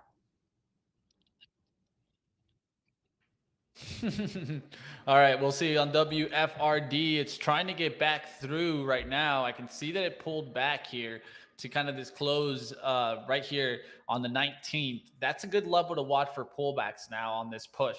It doesn't look too bad there, 34.70. We want to see it kind of hold this 34.24, 34.25 on the pullbacks and go slightly below that, but that's what I would be watching here to see it maybe hold that VWAP and then take out the highs. Important high here to take out is 34.79. You can see right now, where did we go to? 34.77. And so right off close to that, we'll see if it takes it out today. WFRD, you're not in a bad area in this oil gas equipment service. And it doesn't look bad on the chart there. Kind of a cup and handle type pattern here, trying to get through the 35. Just needs to get a close into that 35. All right. Let's see What else are you seeing out there? Waiting to see what's going on with their next move, but there is Snapchat breaking low of day now, trading at 742s. SPY trying to find that bounce there off the VWAP right now. We'll see if this can get that bounce. XOM right off the VWAP also. So we'll see how these oil names hold up. Will we get a kind of turnaround? Look how around 10 a.m. we started trending right back to the downside here. You got to be careful because to me, that move in the pre-market with the news that came out really wasn't a news to think that this was like a bottoming kind of catalyst. It did get a spike, but I think it was kind of more fluff. So we could get a takedown now. We'll see what happens. Another one that had good earnings today that is making a move up is Sam's Boston Beer. Talked about this stock this morning. They had a beat and a beat on their EPS and sales. They also said they saw full year 22 adjusted EPS to $7 to $11. So good report there for Boston Beer. And I might have to get myself an Oktoberfest before those get out. It's not looking too bad right now, Boston Beer. Sam. Let's see if this Tesla short, it's not going to work out. I want to get stopped out. Yep, it already did get stopped out. That's always lovely. Try to play Tesla short since it was below VWAP. I went ahead and went short at 207.19s, and I went ahead and got stopped at 208.10. So point loss there for me on Tesla. But if it wants to come back and close below VWAP one more time on the 5-minute candle, I am A-okay going short on Tesla. But we'll see if that opportunity presents itself or not. Taking a look around now, you've got Amazon that was below VWAP, but now it's kind of popping right back up. Just for fun, though, should we go ahead and sell? Yeah, let's just go ahead and sell some Amazon and see if we can maneuver this trade a little bit. Stop loss will be right there. And then we can have our take profits a little bit lower. All right, starting to see some software names definitely getting hit today. Unity down about almost 10%, 9% right now. Definitely getting a big hit on Unity today. That probably might affecting Roblox. I know Roblox had a good earnings report, but is it starting to get hit here? And yes, it is turning. It is turning around. It does have a down gap that it could start breaking. I'll show you guys that on Roblox right now. You can see that it tried to hold here. Will it hold support here around the 41s or start crushing back down low here, 40.50? If it can break that, could be right back into the 39 range. Let's see what happens here in Roblox. SPY trying to hold that VWAP. Yeah, you've got SPY trying to hold that VWAP, but of course we are short Amazon. Let me see if I can. Amazon, all right. My man taking some short trades today, not shying away. I'm being the shy one here. Yeah, man, just trying to make this a little bit of money. You know what I mean? Just a little bit of money. I see you working and making that money. Can't go wrong, my friend. And for me, it's also like, you know, as I mentioned this before, but if you're just joining us, it's just kind of taking much, much smaller size just so I could go back and journal and be like, hey, this trade worked off of this. This trade worked off of that. And then it's like, all right, cool. Now I can go ahead and, you know, take some size that I'm actually okay taking, if you will. But right now we're in that testing phase, and you've kind of talked about it where it's like, you know, you want to have a little bit of skin in the game. Paper trading is cool, but you want to have a little bit of skin in the game. Yeah. And for right now, we're trying to get some Applebee's money. If I can get Applebee's money, that triple chocolate meltdown is going to taste real good tonight. Oh, yes. And while you're at it, get that dollar boneless wings, right? They need to start giving us some payment for these sponsorships, man. We love our food. I know Jason loves his Wingstop, I believe it is. I know they have that just about every day at the office. I've seen them. I've seen them in the office. They be licking those fingers. There you go. How's the finger trade? FNGR? Tried to do a little pop. Remember, this one was coming back on the daily. It's an interesting one to watch. Definitely a fast mover. We need our guy Ryan here looking at these smaller ones. Wonder what Ryan's up to today. I'll keep a watch on that finger trade here. We'll see if it gets back through the 750, going towards the $8 price point. Will the SPY get the bounce here? I'm watching. Tesla also trying to hold on to the VWAP. Is it going to bounce here, or are we going to start getting the breakdown? It's in the in-between stage. Let's see what happens here. All right, taking a got a little look at the slide. sectors. Still basic materials leading, consumer defensives behind that. What is helping that? Did ACI get a little bit of a bounce back? No, it did. It did. Perfect. Albertsons. They did announce that U.S. lawmakers are planning to hear a hearing on Kroger's Albertsons $25 billion merger, and so it looks like there's going to be a Senate hearing on this Albertsons deal with Kroger, and we'll see if it's able to go through. It was getting a little bit of a bounce today, but it's interesting to watch. Kroger also, look at that spike on Kroger today. Big spike there. Sorry, give me 1 second. Just answering these Slacks here. Philip Morris pulling back today. We'll see if that one kind of continues. That was yesterday earnings stock. Keeping an eye on some of these earnings plays today. AXP, American Express. That's another interesting one. Look how this one just got faded on. So that just shows me more and more those credit services and like Visa, MasterCard. See if those can hold on. They're starting to follow kind of that American Express report that didn't come in that great. I mean, if you look at it overall, it was a beat and a beat, but it still got hit hard here. And it looks like stocks that even are getting good earnings are getting hit today. Yeah, they really are. And, you know, that's the beauty of Snapchat, as it's down 32% to the downside. And we've got our next All Access. We'll resume that closer to 11. So be on the lookout for that, but should be a fun interview. But yeah, man, Snapchat to the downside. All right. It looks like we got a little bit more time here before I get the boot. So I'm willing to take a trade for us here, at least one. This finger looks interesting, but I wanted to get into the 730s first and start seeing it pressure here, this pattern here. So you'll see here, there's a bunch of highs here that it's been holding. This is kind of more in a bearish pattern. I want to see it get out of the bearish pattern, a move above the 730s here, then trying to push towards 750. And we'll look for that $8. But the spread is opening up right now, so just be careful. There's about 7 cents. Like always, you guys make your own investment decisions. I'm just looking at right now, SPY getting a little bit of a VWAP bounce. That's going to probably help out some of those bigger names continue in the bullish site. All right, let's see right here, the finger. Finger looking good. Yeah, I mean, I need some volume in this one. It's very low volume, so that's what I'm also looking at. Would love to see a little bit of a spike in volume here, but keeping an eye out on some stocks out there. Tesla with a little bit of a spike there. That one definitely spiked, so just be careful on there. Looks like we're having a little bit of a risk-off day, but it's confusing too because it's not just all kind of growth. Because look at ARKK, a lot of volatility in ARKK. Did hold the bottom here though, starting to reverse a little bit. We'll see what happens in names like Unity. Will these turn around?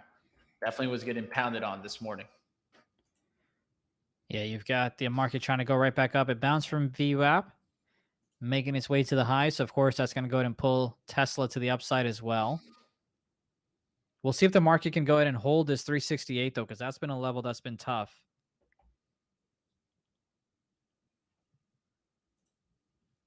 In the past. And if let's go ahead and check out Google. Didn't quite give us a $100 level for the third time, only the first few times, which of course I went ahead and missed it. And now it's bouncing from that VWAP. If Google goes ahead and closes below this $99 in the 5-minute candle, and if I'm not doing any interviews, it could be a good short to the downside to maybe like the 98.50s as your first target, and then the 98s as your second target. But it's got to go ahead and close below for it to be worth it. Yeah, market just pulling back just a bit. Just a little bit. Can't wait for this AMD to end up at the $50 level. Looking around to see if I can find a big mover here. Sam Halliburton. Look at that Halliburton call today, man. Oh, kicking myself. I didn't take that one out the gate still. That one's ripping here. SLB slump continuing. Yes, continuing there.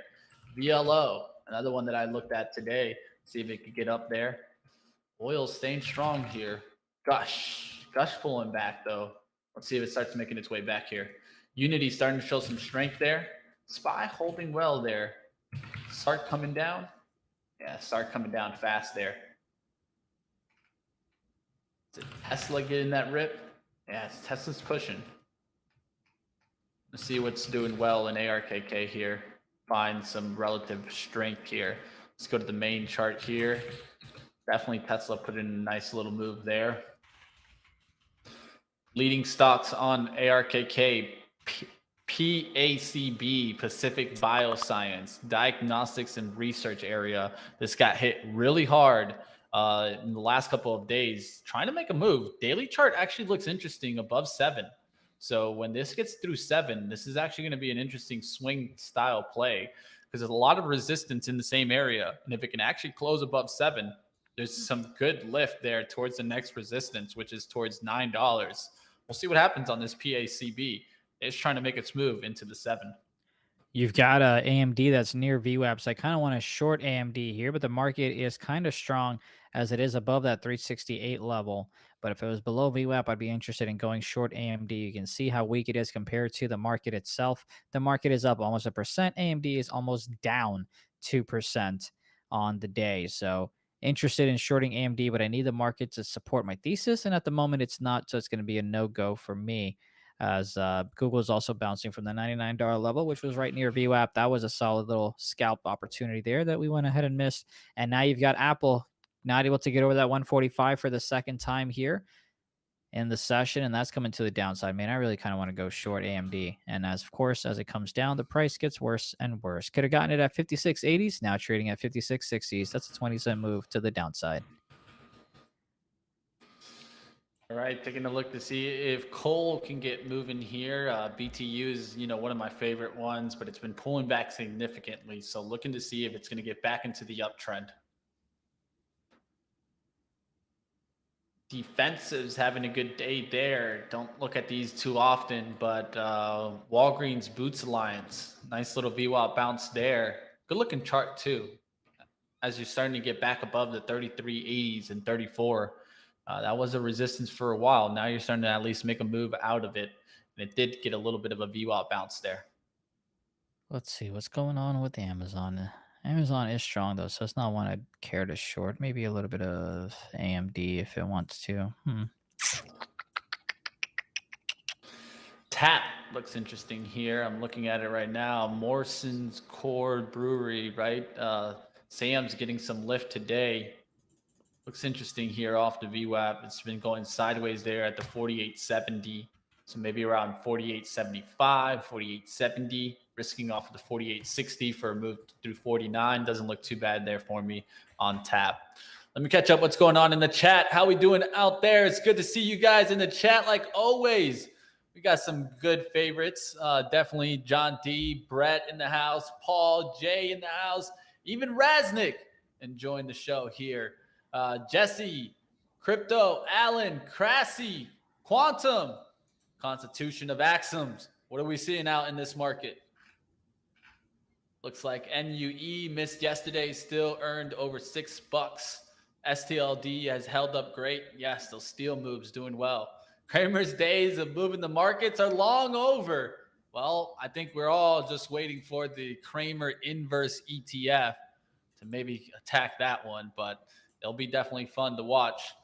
Ryan Christopher, we're here for you, man. If you got a stock, let us know. Appreciate you, Mitch. I'm going to go ahead and hop here for a few minutes to get ready for the interview. Then I'll be back at 10:58, and we'll go ahead and get closer and closer to that interview at 11 o'clock. I'll be right back, pal. Got you, my friend. Go ahead and hop on out. I'll get you in the background there, and you can turn yourself back on when you're ready. Now it's my turn to take the reins. Ready to go. Let's go. Let's get a little movement going here. Let's see what we can find and maybe get a nice little trade going here. I was looking at some stocks out there. Even I was looking at a smaller one like Finger to see if it was going to get back above the 731s. Still hasn't done that. And so I'll leave that one alone right now. Let me actually check my alerts, see how my alerts are doing, because I always like to keep up with some alerts to make sure that, if we're catching any moves out there. SBLK, this is not a bad one to keep on watch. This is Starboak. I've been starting to see these shipping stocks start showing a little bit.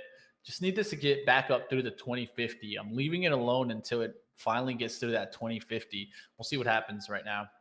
Let's go to the SPY. Are we still getting that bounce there off the VWAP? Looks like it's holding sideways right now.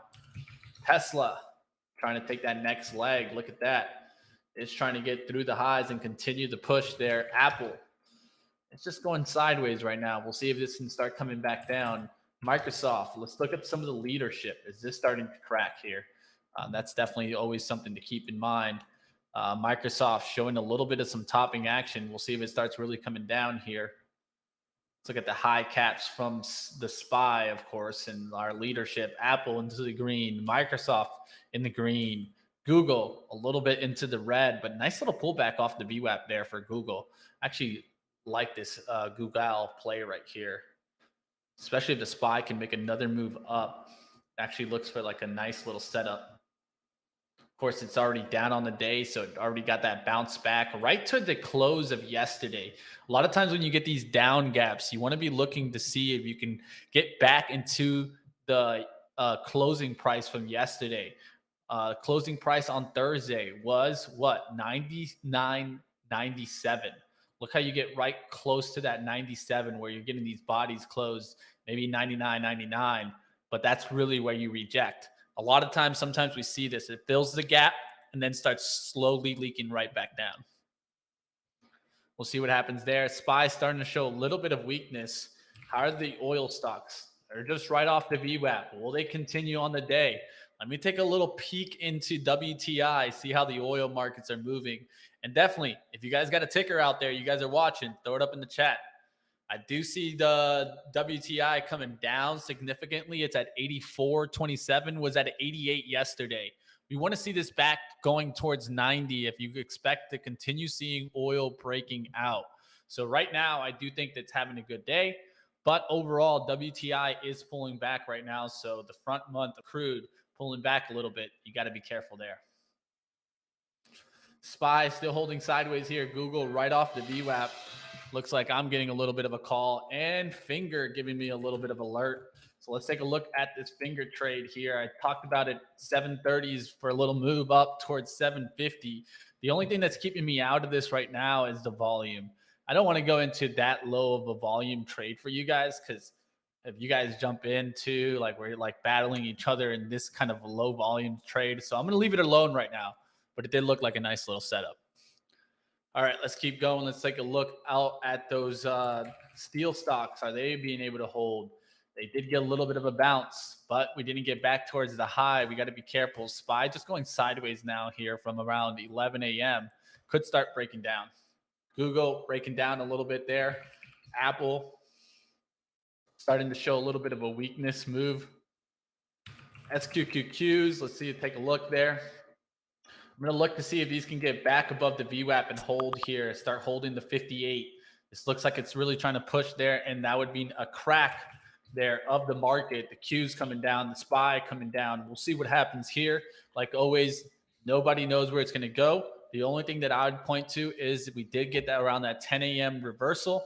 And I feel like this spike that happened in the pre-market wasn't that big of the news, right? The Fed would review the rate of hike interest rates. I think they're always going to review it. The question is, would they pause? And if that's what you're thinking, then of course the FOMO starts kicking in and you start seeing these stocks rip, right? Now the question is it really going to be that the Fed wants to pause on the interest rate hikes?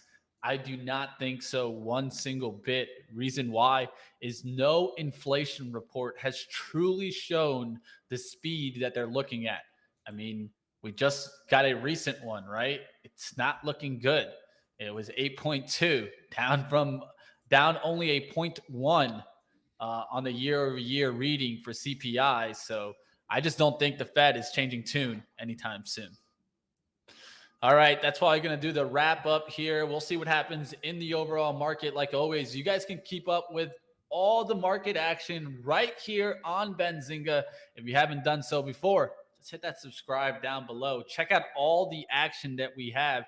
Different shows from morning outlooks, right? Like pre-market prep, live trading with Zunaid and I and Lord Ryan. Or you guys can catch me a little bit later, Stock Market Movers, where we get through all the headline and get to expert opinions. We're going to be talking about the short report on Rumble, and also going to be getting into the major outlook of the headlines, what is moving the markets, inflation outlook. Come on over. That's going to be at 1 p.m. Eastern. And And of course, we wrap up the day on At the Close. That's at 3:30 Eastern every single day as we take a look at all the market action. I'll kick it back to you, my friend, and go ahead and do what you do best. Take lead. I'll see you next time, my Appreciate friend. you. Thank you so much, Mitch, for helping us out. And yeah, good luck to everybody that's trading out there. But we're going to go ahead and get away from trading and come back to All Access, where we go ahead and get you and your questions answered straight from the executives from publicly traded companies. And of course, this time I've got the pleasure to go ahead and bring on Bhat, who is the founder, president, and CEO of Reviva. How are you, sir? Thank you. Thanks for having me here. And I apologize. It's Dr. Bhat. My apologies. Don't give me No a bad problem. review. My apologies on that one. I saw that after I went ahead and read your name. And of course, it is a publicly traded company, which is RVPH. So again, appreciate you coming on, Doc. But explain it to me like I'm five. What is it that your company does? Sure.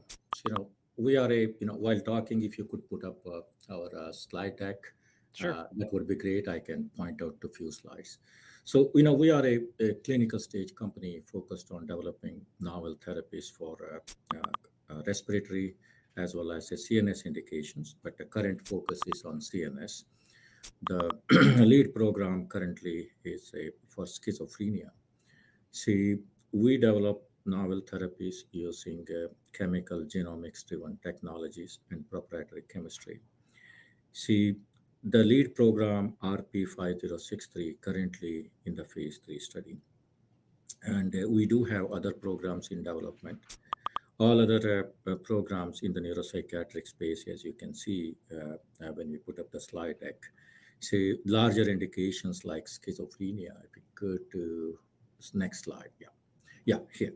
So in this slide, this is our pipeline. As you can see here, schizophrenia is an ongoing phase 3 study.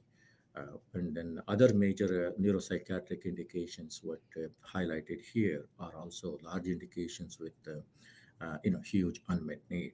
Besides this neuropsychiatric program, we do have great data for respiratory indications. We would like to initiate clinical studies for pulmonary arterial hypertension and then pulmonary fibrosis as well.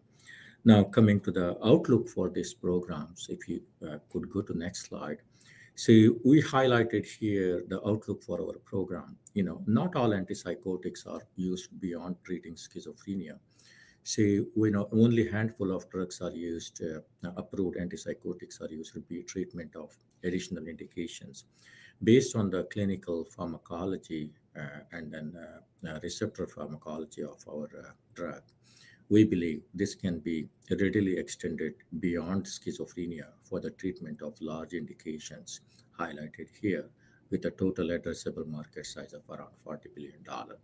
And then also the drug has shown compelling data for pulmonary indications. Again, there is no cure for the pulmonary indications, PAH and then IPF at this time. Our drug has shown excellent data compared to standard of care currently in the market. We are very excited about the data and very optimistic about the clinical outcome when we start the clinical studies. So overall, the product pipelines are addresses large indications with a huge unmet need. With respect to financing, I know all the viewers would like to say, we are fully funded to execute the ongoing phase 3 study. We expect to give top-line data for the phase 3 study, pivotal phase 3 study sometime mid of next year. So in a nutshell, this is about a quick overview snapshot of our company. I appreciate the insight on that. Now, there's a lot that you covered, so I want to go into a little bit more detail about something here, because you got about 20% of Americans that suffer from some sort of mental health condition, if not more, right? Can we go a little bit more in depth about why mental health matters and its potential and the economic impacts that it has as well? Sure. If you can put up a slide number, I believe 12, Sure. that highlights. If you go to few slides, there's some fact and figures I would like to highlight here. Go back few slides. Back. This one. Yeah. Perfect. If you put it here. The schizophrenia, as you rightly mentioned, is a large indication, the huge number of patient population, as you can see the highlighted some facts and figures. So US alone, close to 4 million or over 4 million people suffer from schizophrenia. Globally, over 24 million people suffer from schizophrenia. But, there are drugs in the market to treat schizophrenia. But if you look at the huge unmet need, schizophrenia is not like an infectious disease sometimes where treatments are, very short-term duration. Here in schizophrenia, many patients require lifelong treatment, and then significant number of patients are treated several years, if not several months.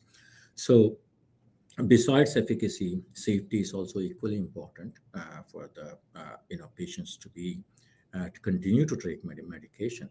If you look at some of the figures shown here, in the short run, around 30 to 50% patients discontinue medication with the widely used blockbuster standard of care.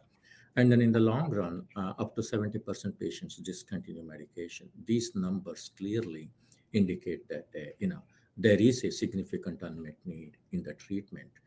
And then also the growing number of patients. And then why the other factors are important. If you look at in the antipsychotic space, there are only a handful of companies are working, developing new therapies. So that means you can expect, very few drugs in the pipeline. That is also equally important. Reviva is one of them. So based on the data in hand, we believe our drug addresses both efficacy as well as the safety unmet needs currently, these patients are facing. And then we believe our drug is, much superior, both in terms of efficacy and then safety. Yeah, and I appreciate the insight on that because again, mental health, is so pivotal that now we are seeing folks pay a little bit more attention to it. I know sometimes, in my extended family, it's kind of like, oh, like you're dealing with this, just don't. They think it's a flip of a switch, and I don't know if it's unfortunate, but I'm glad that this is something that is more and more discussed. But with it being such a large issue, right? We talked about, how big it is. What kind of market opportunities exist in this realm, especially in terms of bringing in additional revenues for your company? Let's say a year, 2, 3, 4, 5 years down the road in the future. Sure. As you can see, as I mentioned, the market is very large, and then there are unmet needs. And then there are not many drugs in the development for treatment of schizophrenia. All this add to, patients look for better treatment. Yes. We believe based on the data in hand, if you walk through a couple of slides here, on this thing, slide number 12, we have, this is the phase 2 data in a large global study in 234 patients. As you can see here, our drug has shown close to 20-point improvement in 4 weeks of treatment, whether you will see the placebo adjusted or overall treatment from day 1 to day 28. Those who are not very familiar with interpreting the data here, just would like to take a minute to explain. Please. The PANSS is a scale used for evaluating severity of schizophrenia. Often it starts from the number 40, it goes up to 200. Most patients enrolled in this type of studies, not only Reviva, in other studies, have around a 80 to 90 average PANSS score. So a reduction in PANSS score from day 1 to end of treatment, that's the, we use for how good is this drug in treatment of schizophrenia. We have seen 20-point improvement. That's really robust compared to approved standard of care, a widely used standard of care treatments in the similar trial reported to reduce PANSS score anywhere around 13 to 18 points. So this is really 20 points. It's maybe anywhere, depending upon which drug you would like to compare, maybe around 20 to 50% or 50% better. If you go to next slide, that shows the various other disease components. Schizophrenia is not a single disease. Rather, it's a kind of a cluster of in at least 4 major symptoms: positive symptoms, negative symptoms, and then mood symptoms. In other words, you can see the social functioning is very closely related to that. So Positive symptoms, by and large, approved antipsychotics or standard of care addresses to a great extent, but they have a suboptimal efficacy to treat negative symptoms and then mood symptoms and cognition. That's where the treatment is huge unmet need. We believe, as displayed here in the data, our drug is certainly, we believe, much superior compared to other standard of care currently in the market. Another point to be noted here, at least in the widely used standard of care, the drugs shown slightly better improvement on negative symptom social inhibition. They are also used for additional indications, having better efficacy compared to other standard of care. We believe our drug can be readily developed for these additional indications that would have a huge impact in the treatment, as well as to our shareholders to adding value. If you go to the next slide, there is another aspect of treatment highlighted here. What is another aspect? Often, you might be interacting with many companies who develop drugs. We always talk about, hey, how good is the efficacy and other things. Often we don't pay attention to what the side effects. So the thing is, often the drugs taken lifelong or several years, side effects are extremely important to address. Otherwise, patients are not going to take medications. So compliance to the treatment is equally important. As you can see the data here, we believe, superior safety data compared to other standard of care currently in the market. There are three types of side effects we see with approved antipsychotics or standard of care. One is CNS side effect. And then here we compared with one of the widely used antipsychotics in brand name is Abilify, generic name is aripiprazole. Even though it's a generic drug, it has currently close to over $3 billion sales annually. You can see when we compare our drug with this drug, our drug certainly showed over 50% better compared to this drug on the safety scale and neuroleptic. But if you look at the endocrine side effect, while most standard of care are known to cause a change in hormone that can cause various other issues. For example, change in prolactin that can cause enlargement of breasts in both men and women, that can further lead to sexual side effects, suicidal ideation, and actual suicides in patient. And then also many standard of care are currently available for treatment of schizophrenia, also known to imbalance thyroid hormone. Here, our drug, whether it is a low dose or high dose, as displayed here, it did not cause any change, imbalance in this hormone. Rather, it slightly decreases prolactin. That's a good profile. And then the third category is a metabolic side effects. This is a real problem with the majority of the antipsychotics currently in the market. Increase in weight gain, in drug-induced diabetes, and then dyslipidemia. Why it is important? This is these diseases are kind of a drug-induced diseases patients have to live with in many cases the rest of their life. So this could add significantly, we call pharmacoeconomic issues. So they are being treated for schizophrenia, and then after several months to maybe years of treatment, the rest of their life, they may have to take medication for drug-induced side effects. With having a clean safety profile, and then, we believe the superior efficacy, we believe this could be a better solution for treatment of schizophrenia when it comes to market. Yeah, and you mentioned a little bit about your competition, and I want to get to a specific company after this question here. But the biopharmaceutical space is an extremely competitive one, right? Yeah. Why is it that your company has the advantage over some others that are trying to accomplish the same exact goals as you? Yeah.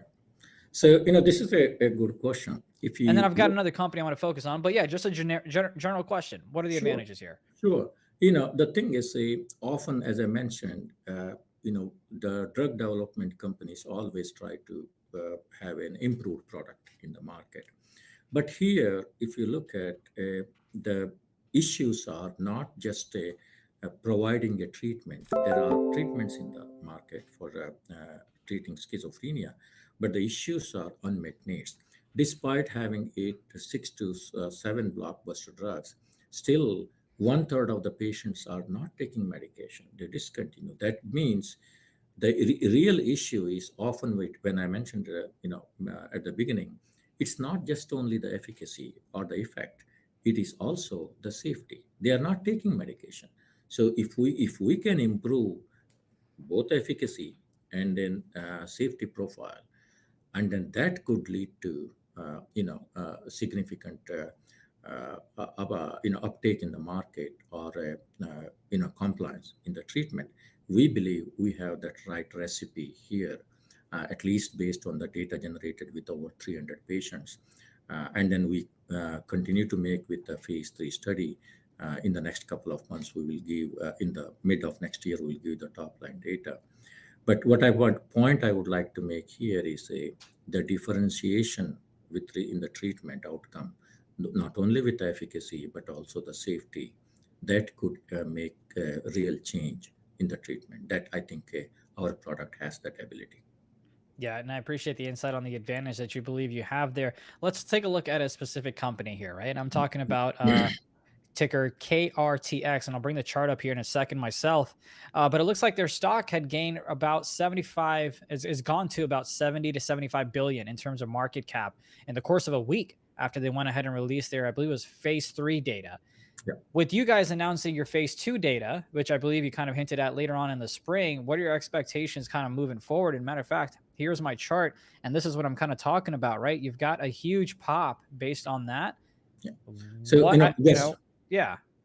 Just to correct, we will be, giving the phase 3 data, top line data next year. My apologies. Phase 3, not phase 2. Yeah. So the companies here, ticker you highlighted here, this is the KRTX. They are our competing companies. They, recently they announced the phase 3 data, first phase 3 data they announced. The market responded very well. I believe it's a good sign because that, to a great extent, that reflects what's the unmet need in that for a new product or a better treatment. That's really a good outcome, I believe.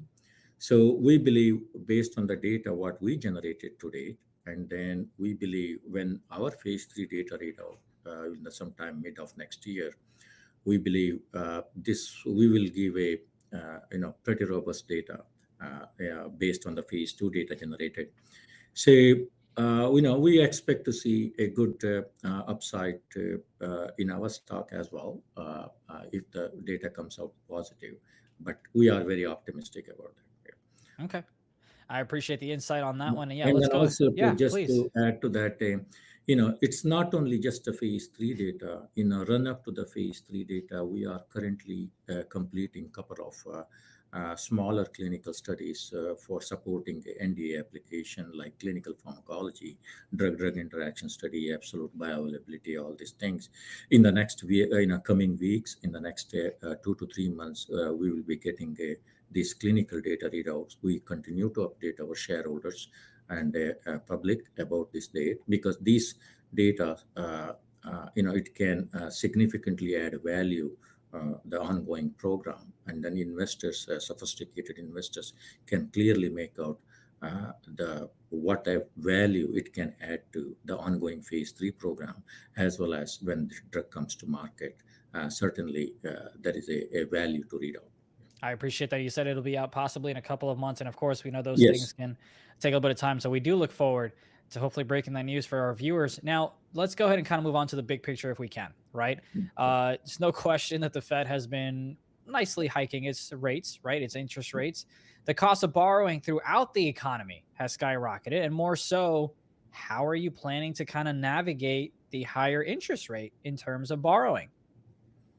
Yeah, that certainly impacted overall, share price in many companies, especially the micro cap, kind of hardly hit.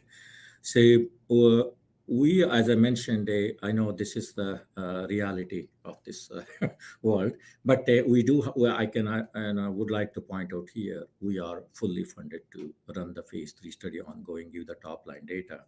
So, our current burn rate is around $5 million per quarter. we have, we are going to release the, Q3 financials. As we are fully funded through 2023, and then we give the top line data mid of next year. So I know the market, these are affects the share price, but still, I think with the positive data, we are very optimistic for the coming years, coming months. Yeah. No, I appreciate the insight on that one. And now, I guess you kind of already answered it, but if you want to add anything more, it's been a tough year for the market in terms of, any sector, if you will, including the energy sector, or excluding the energy sector.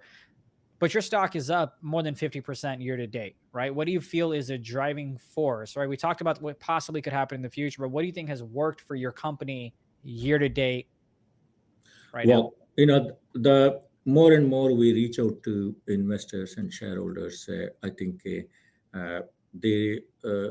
I think investors will realize the potential based on the data generated to date. As I mentioned, we are completing few clinical pharmacology studies. We continue to update shareholders. That would significantly add confidence to investors in our company, further confidence in our company, run up to the top line data. We believe we are very, optimistic about outcome. I appreciate that. Well, look, I've had a chance to kind of talk to you about many different things in terms of, the sector, the past, the present, and the future. The floor is kind of yours on any topics you want to discuss to close us out here so that our viewers can get a chance to hear straight from you. Yeah, as I said, we are a company at a phase 3 stage company, and current market cap is, close to $70 million. And then as we come closer to the top line data readout, we believe investors will realize the value in our company, and then market cap, we expect to see the positive outcome in the market cap as well. So we continue to update our shareholders. Thanks for your time. Yeah, absolutely. Thank you so much, Doctor, for coming to hang out with us. I greatly do appreciate that. And I really do look forward to what it is your company does, especially, mental health being something that, I've personally dealt with. I know lots of loved ones have dealt with as well. And, it's something that no matter what, everyone's going to deal with. And it gets more and more crucial in these hard times in terms of the economy. So thank you again for you and your company. And we look forward to any more updates you may have in the future. Thank you. Thank you. Thank you for the part. Thank you. Absolutely. And of course that it's, mental health is very important. And of course it's something that, you can't see on a person's body, like a scab or a stab wound or anything like that. You know what I mean? But again, that ticker is RVPH. And I do want to thank Dr. Bhat for coming to hang out and have that conversation with us. Definitely check out the company. And again, my main job here is not for you to go long or short a company or do any of that, right? Our job here at Benzinga is just to bring you information straight from the executives so that you can make an informed decision with your hard-earned money and see what is worth your investment. But, I'm interested. I kind of notated a couple of things that Dr. Bhat went ahead and mentioned about what possibly could come in the next couple of months. So I definitely will have an eye out on this one to see if we have any news to share with you guys. And hopefully we can bring him back for a little bit more information. But with that being said, I believe we have a little bit of a break till the next interview. So we're going to go ahead and check out the markets, and I'm going to wait for Mitch to go ahead and give me a thumbs up to let me know when he's ready to come join me again. Got the thumbs up. Mitch, what's up, man? What'd you see in the markets in the past 40 minutes? Trying to take a shot at right now as we speak. Saw a pullback there on a lot of kind of stocks there. The SPY came back. The VWAP held sideways, broke down for a slight second below that 366.54. Now we're starting to recover. We just put in kind of that, what I call a recovery candle, where you kind of break through a level, an important level, but then the bodies don't really close down there. And then you put in that bullish, like kind of reversal style candle there. Now you start feeling a little bit more like, okay, maybe we're trying to push through this candle, this 1124 candle. Now what I would want to see here is no closing below the VWAP at this point if I'm a bull. I don't want to see closing below the VWAP. That's 366.93. The reason why we look at the VWAP often is why? because a lot of times the institutionals are going to be using that average price to be trying to fill in on that average price. And so that's why we keep a close eye on it. Right now, I'm taking a little shot here on NUE. And so looking for this to get back up there towards the 133s. Reason why I'm going after NUE is because X going up towards the high. Can't catch that one already. Cleveland Cliff going towards the high also. Can't catch that one. So I'm going with another steel play here, and steel having a really great day here. You guys can see this industry chart overall. Not looking too bad. Basic materials is the leading sector from the open and overall. So not a bad area to be in today, but also oil stocks continuing, right? XOM trying to recover here. We'll see what happens there. MRO coming back there, looking like it wants to break through the 2880s. A lot of chopping action you see on these charts. So just be careful. Don't get chopped up, and always look for the range to actually either break out. Because a lot of the times what we've been seeing is stocks stay within their range, just go up to down, up to down, up to down, and it's easily a way to get stopped out. But today, definitely Halliburton, probably the top stock of the day with Schlumberger. Really good moves right out the gates there in some oil plays. What are you seeing right now? Yeah, the main thing that I'm kind of focused on here is, let me go ahead and share this one instead. Give me 1 second. Let me present the right. And of course, we'll get started with our next interview here at 11:40. But let me go ahead and share this. I'm keeping an eye on AMD as it's currently moving above VWAP here. Looks like I've got a trade in here at the 56.43 is where I'm short, looking to get a stop loss of 57.05. Of course, now I was in the money here. Let me go ahead and kind of put this little thingy up here. Where we go? I was in the money, but unfortunately, I didn't get my profit target hit. So now it's kind of bouncing right back up, and it could stop me out here for a crisp little $62 loss, but that's okay. That's part of trading here. But that's mainly because the market, surprisingly, it's still kind of struggling with this 368. We saw it kind of climb back up above earlier in the morning show and then came back down, but it just hasn't been able to. You can see the rejection of that 368 one more time here as well. And it's played into many different factors in the markets where it held as support, then it held as resistance. And at the moment, it's holding as resistance. So if the market comes down, that should help my AMD trade, as that one is above VWAP at the moment. You can go ahead and take a look at the 5-minute candle. We got about 227 left on that 5-minute candle to close. Would love for this to just end up having a long wick to the upside and close below VWAP, but let's see what happens in the price action in the next 2 minutes there. Taking a look at Tesla, that 212 level has been kind of key to have a little bit of resistance. You can see yesterday had a little bit of resistance there and then came right back down. Today, it's been like the 211 area that it just can't get past of. Right over there, you can see it's at 210.43. Consolidating, trying to break above it, but it needs the help from the market as well. Because if the market can't get over this 368, I think we can easily go ahead and test the previous close of 365.41.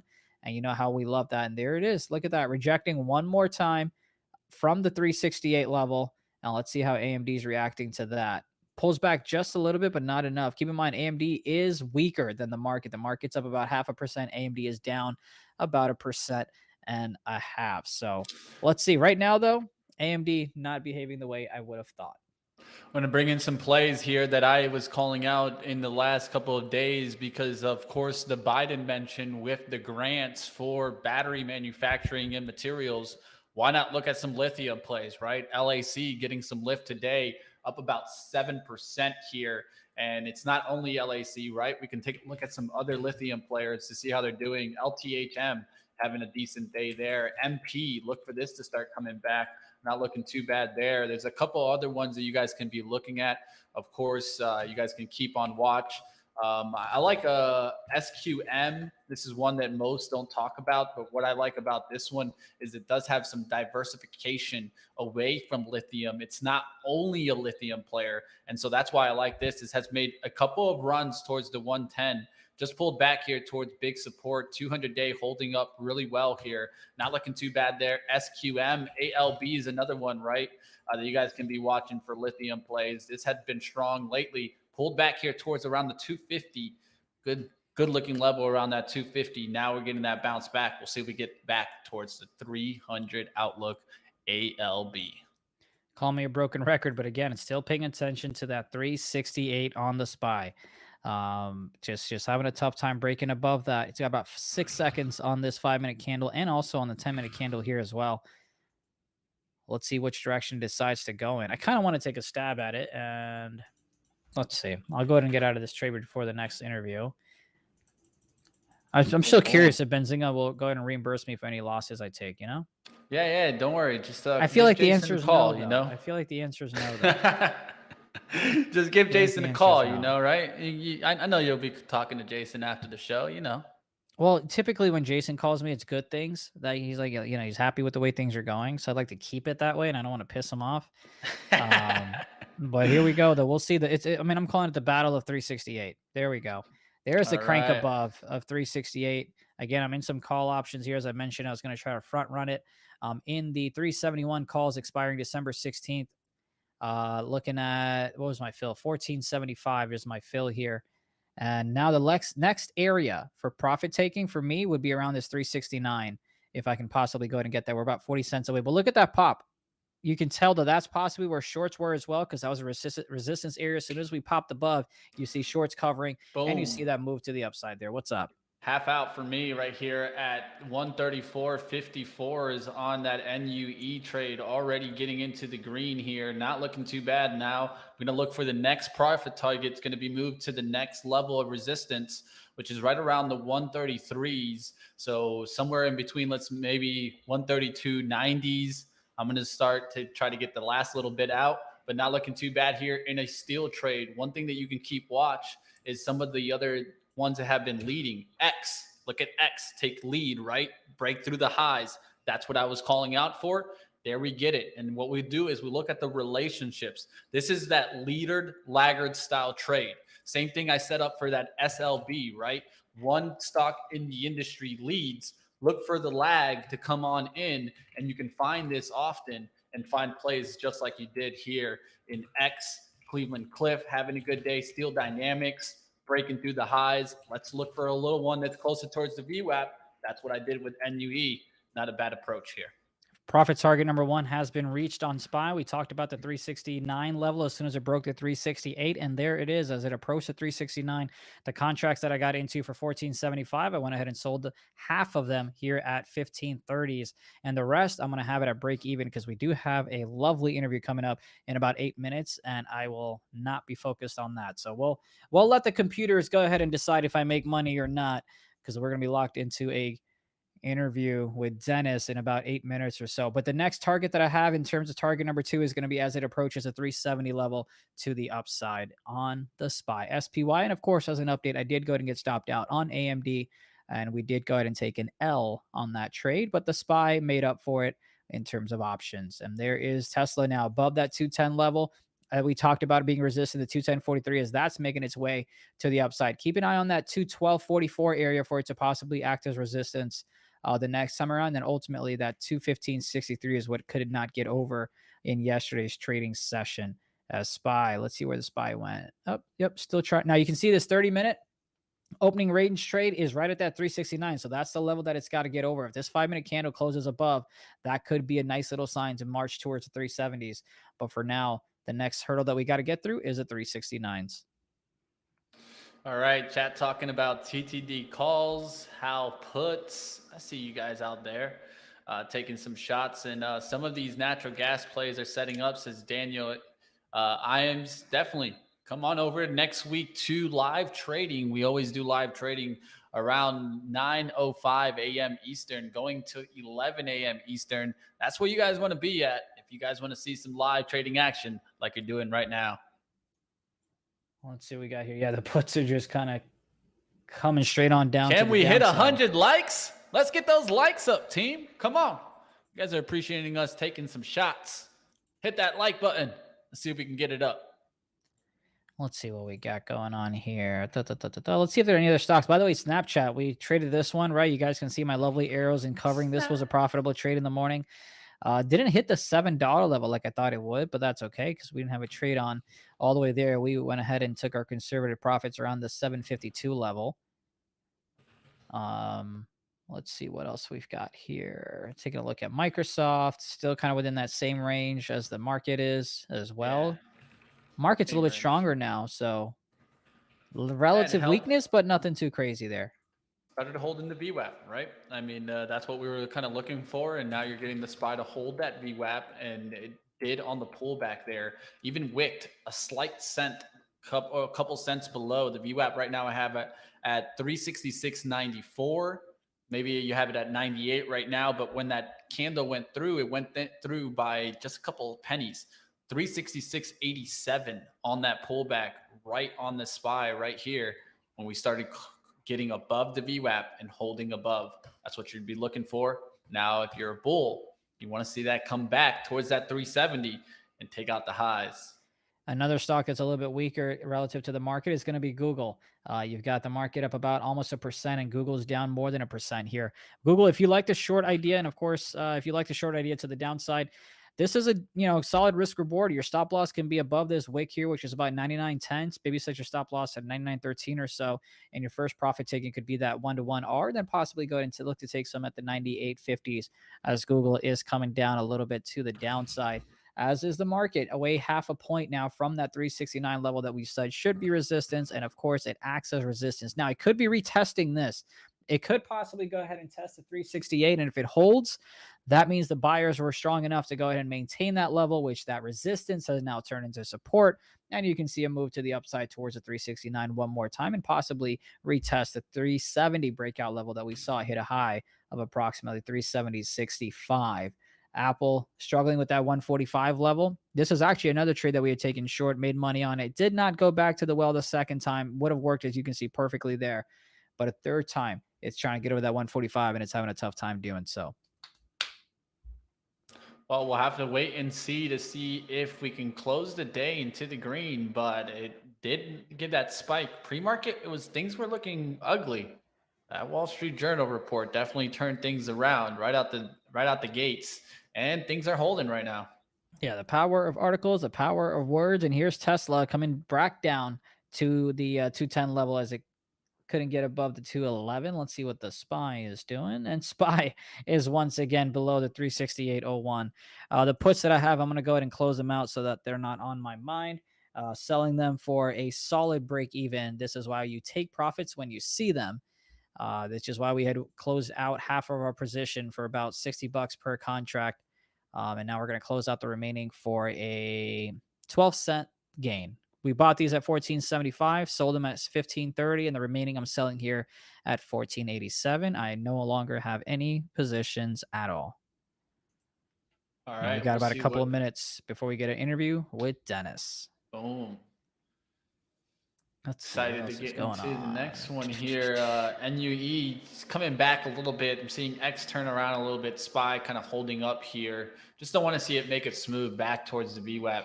We'll see what happens here. As long as it can hold and kind of close back above the 131s, we can stay in it. We already took first profits, so I'm not really stressing too much. But seeing the quick pullback here, SPY pulling back quickly also. Yeah, come on, AMD. And let's see what the Google is doing. Google, yep, look at that. Rejection from the VWAP. Now, again, if you were short Google, the risk reward was absolutely worth it, especially if this 5-minute candle, which is going to close in about 1:34, closes below VWAP. Could be a solid sign to go ahead and go short with a stop loss possibly around 98.50s and maybe even below. Maybe you can test a low day of 98 something if you wanted to go and try that out to the downside. What is this? I have no idea. I don't know. Oh, it's my VWAP, which is... That's different. I usually don't have the bands. Yeah, I don't care for the bands. Thank you. There we go. I was wondering what those lines were. Got me a little confused there. Yeah, sometimes they have the bands with the VWAP. They usually just take it off. Look, man, I'm getting old, all right? Too many indicators, and I have, what is it called? Analysis paralysis. I'm like, do I go long? Do I go short? Do I go home? Do I go to my grandma's? I don't know what to do. What am I doing? You get a haircut, Junaid. That's what you usually do. You see this fresh fade? Oh! Best believe we got that yesterday. Solid $30 well spent. Don't look at that. Look at that haircut.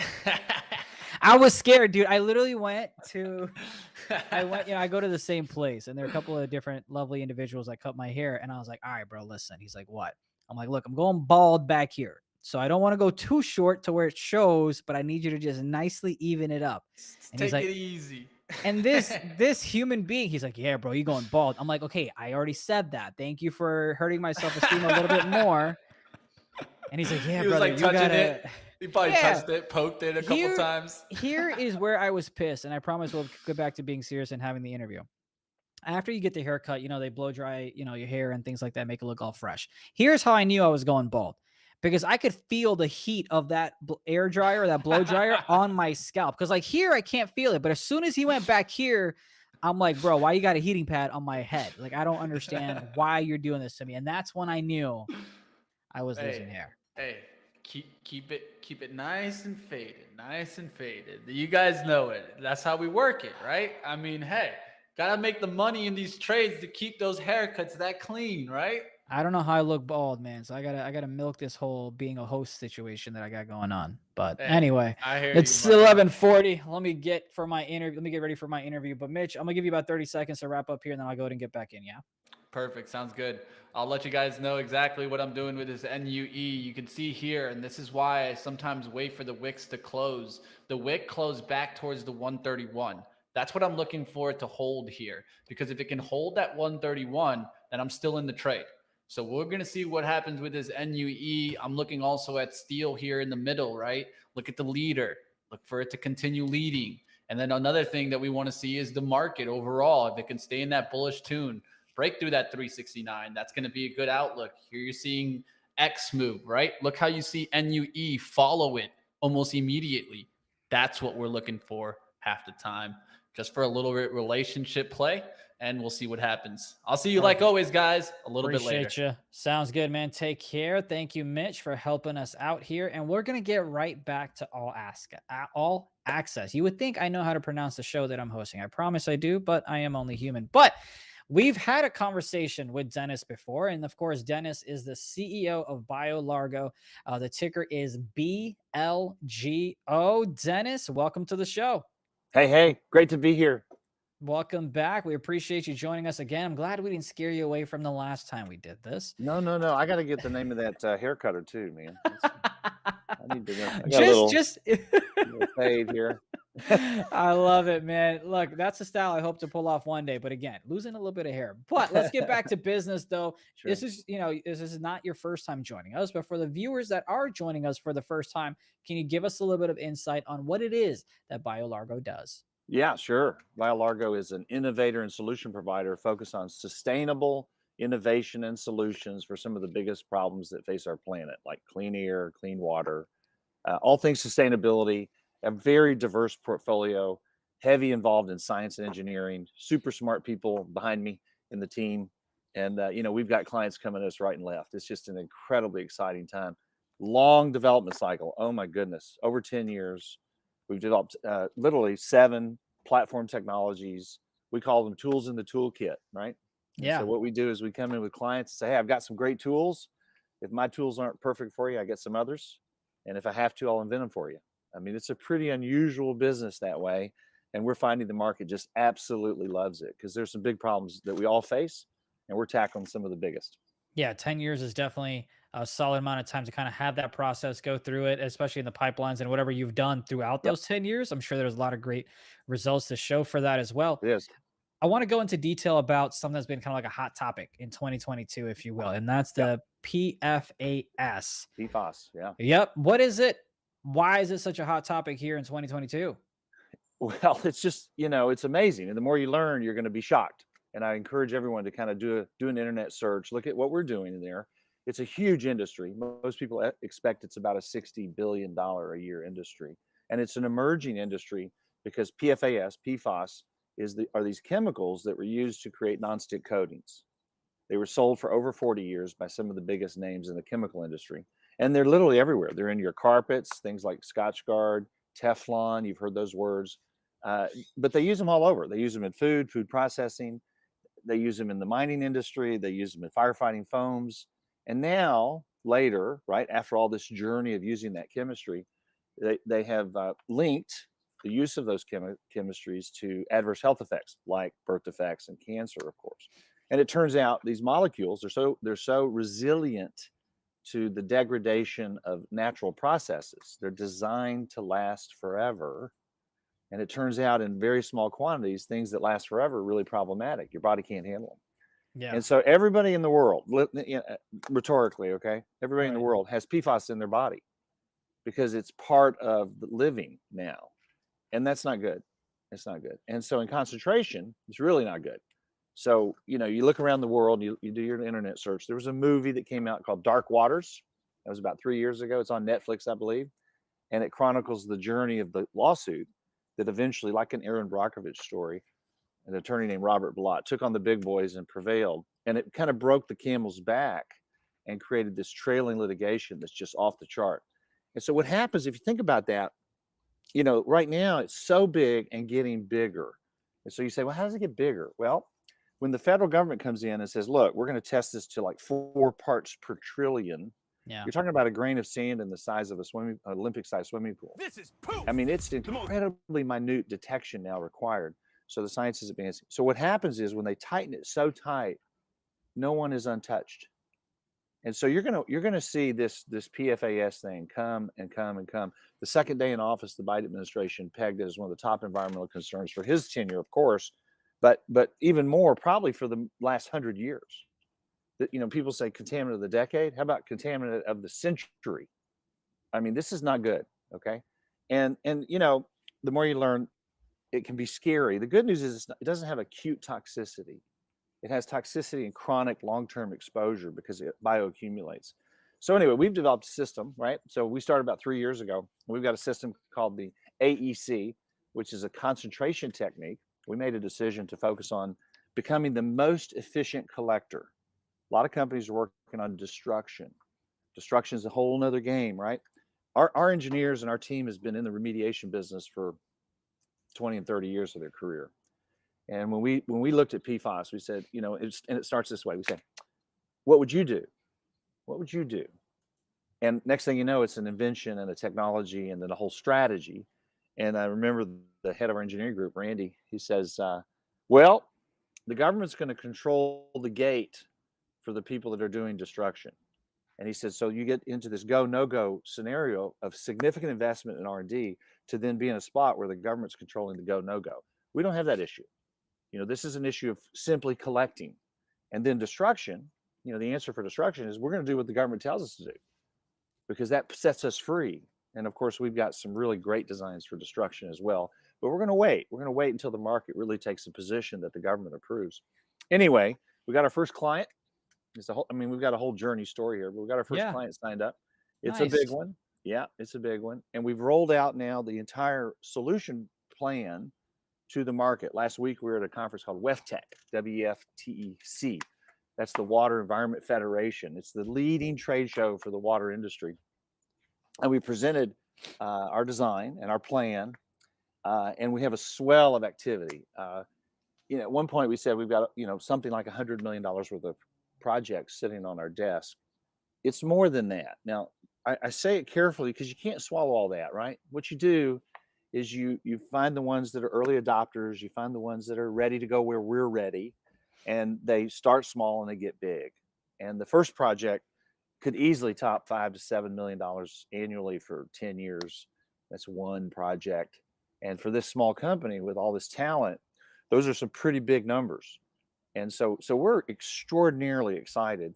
We also have had such a significant response from the selling channel, right? So what we decided to do is build a distribution network. We have four channel partners already executed, whether they're a rep or a selling group who already have clients that have a PFAS problem. And we've got about 6 or 7 more. So these groups represent a national footprint that gives us an instant distribution capability. And then last week we announced a relationship with PRM.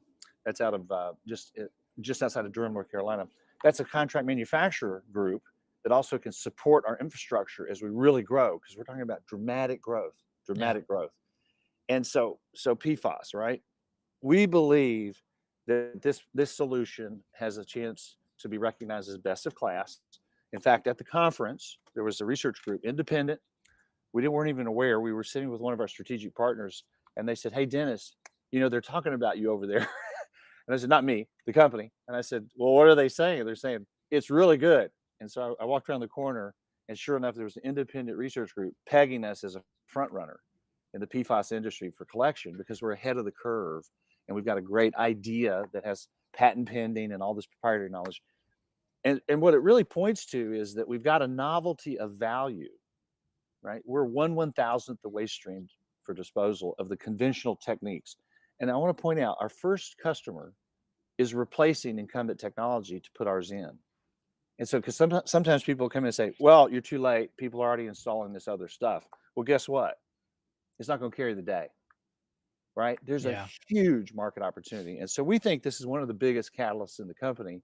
And we got a lot of big ones. So this is a really big one.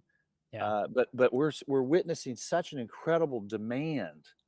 And, you know, we always say we want to go where people pull us in, not where we have to beg for a client to buy our stuff. And right now they're pulling us. And so we're expecting really dramatic growth. And of course, it's a little bumpy in the early days because you start and stop with the client. You got to kind of work through the scale up for volume, but it's happening real time. And it's just a perfect time to watch the company for that single asset. And again, I've got 7 more. So you've got 7 more. Now, something that I wanted to bring up is you mentioned you've already got your first client. Yep. I don't know if you've already publicly disclosed it or not. If you haven't, when do you plan on? Well, we did disclose it. In fact, we did a press release, I don't know, 5 or 6 weeks ago. Okay. There's not a lot of detail though, and that's can be frustrating. We know. Yeah. It's funny though, in this field and many of the fields in which we shine, you know, we're dealing with very problematic things. Nobody wants to talk about their problem, right? And in some cases, they're under, you know, legal or regulatory pressure. Right. So there's not a lot of information. What I can say is it's a very, very, very large industrial client. It's a big one. The way we sell those relationships and the way we advance with a prospect, a project, is it starts small and it goes through multiple phases. And so we bid and scope by phase so that we can do 2 things. One is that we can make sure that we hit the target in the most excellent way. And the second is that the client knows they're going to have success at the end of that journey. And so it's a methodical process. It happens over time, but it is well underway. And just, in fact, just recently, we've built another 3, what we would call commercial trial units. Mm-hmm. Okay, well, that's a big deal. And we're going to need a lot more. Because what will happen is we'll do data testing internally and verify that our system is going to work for them. Then we go into the field, and what we're really doing in the field is we're running these machines on the water that's exactly involved in the challenge. And what's interesting about that is this industry, every water source is unique. Yeah. So the way the industry talks about it is it's standard systems customized for a situation. In fact, in the global sense, they say it's a global market practiced locally, meaning one of the reasons that we're finding such significant success on the demand side is because when we approach it with this unique perspective of precision, customization, a journey with a client to help make the wise choices about the target and the timeline and the budget. And, you know, if you're a customer, it's a breath of fresh air, because what you're really saying is we can assure success for you if we do it this way. And again, a little slower in the rollout, but man, is it good, because it just hits the target, you know, on target, on time, on budget, and everybody really appreciates the fact that we're doing it, and we have the talent and the tools to do it. So it's pretty cool. Yeah, I mean, sometimes you want to make sure you take your time and kind of do it right, then just kind of rush something to be, you know, the first to market or this, that, the other, and then it just unfortunately doesn't work out. I had a big municipal client actually last week. So think about that. Industrial, municipal, very different, very, very different. Municipal is a public servant using public funds. They're political. They have multiple bid scenarios. I mean, it's a very difficult market. We've actually seen some companies that won't do municipal. It's too hard, right? Yeah. And so, but the municipal is a big segment, right? So what we said, so I've got a big, huge municipal group that we've been working with. And I said, well, we've got our first clients, industrial. Okay, you should have heard them. You know what they said? Oh, thank God. It's going to make it so much easier for us to work with you. And so again, there's strategy in everything we do. You know, we cast a broad net, we narrow. We cast a broad net, we narrow, to get ourselves in that spot where we find the sweet spot in which our value proposition is valued, and we get demand. And again, with that long development cycle, It is so refreshing. And, you know, for me personally, you know, all the things we said we were going to do, we're actually doing. And so it's a big deal. You know, it's really validating to the business, the team, the solutions. You know, we're just on the perfect edge of making a big play. Now, and you mentioned how you have a couple of different products, and you kind of touched on this at the beginning of the show. So I want to bring it right back because, look, you've Sure. got a whole bunch of environmental issues that exist, not just in the world, but especially here in 2022. What do you do when like a client comes to you and says, "Hey, here's my issue," but you don't currently have a solution for it? Then what? Well, we've had a couple actually that have worked out very well. So we have a wide array of multidiscipline people in the company. So, you know, all of environmental engineering plus mechanical plus process and project management, electrochemistry, biology, microbiology, uh, um, virology. I mean, it's amazing. It's just Yeah. an incredible eclectic group of people, very much tied as a team. You know, we do a lot of team building things like, so when challenges come in, there's like a round table and it's a free flow. It's a free flow. And what happens in that scenario is we have the unique ability to tap into all this experience and say, what would you do? And then the other thing is culturally, you know, we always say, if in this discussion, if you disagree and you don't say anything, that's reasons for termination. It's like, what? Yeah. Just think about that, right? We can't have personalities overrun the intellect of making these choices about design and solutions because the stakes are too high. Yeah. And so we demand, right? The people that we hire are smart people. They come to us because we want their brain engaged in helping solve some of the biggest problems that the market faces. So we've had two where literally we didn't have the tool. We knew about some tools in the market and they needed custom integration. And so we say, here's what we would do if we were you. Oh my goodness, you should see these customers. They look at you and they go, well, no one's told me that. I'm like, well, they should, because we want you to win and we don't want to be involved in anything that's not a winner for you. And we want to do it fairly priced, and we're capable of working with you to get to that end goal. And so one of them is just a huge project. And and so again, we've got multiple commercial successes. We got to talk about Poof before we run out of time too. Yeah. Well, You wanna do that? so that's the next thing that I had is you've got Okay. you've had success with PFAS that we talked about, like PFAS that we talked about as well. Yep. Early What's and now growing. Yep. yeah, and now what's with Poof now that we talked about it, right? POPH. What's It's a that all great about, and what do we have? Oh, listen, you got to go to poof.com, POOPH.com. Watch the video, right? So this is an incredible success story on many fronts. One is that it completely validates the business model for the company, completely. You know, we always said, how does a little company, small company, limited resources, limited capital, take an invention and achieve a global sort of presence with the tools that it has? And the answer is we invent it, we find first commercial adoption, we become expert at it, we refine and refine and refine, and then we find the right partner.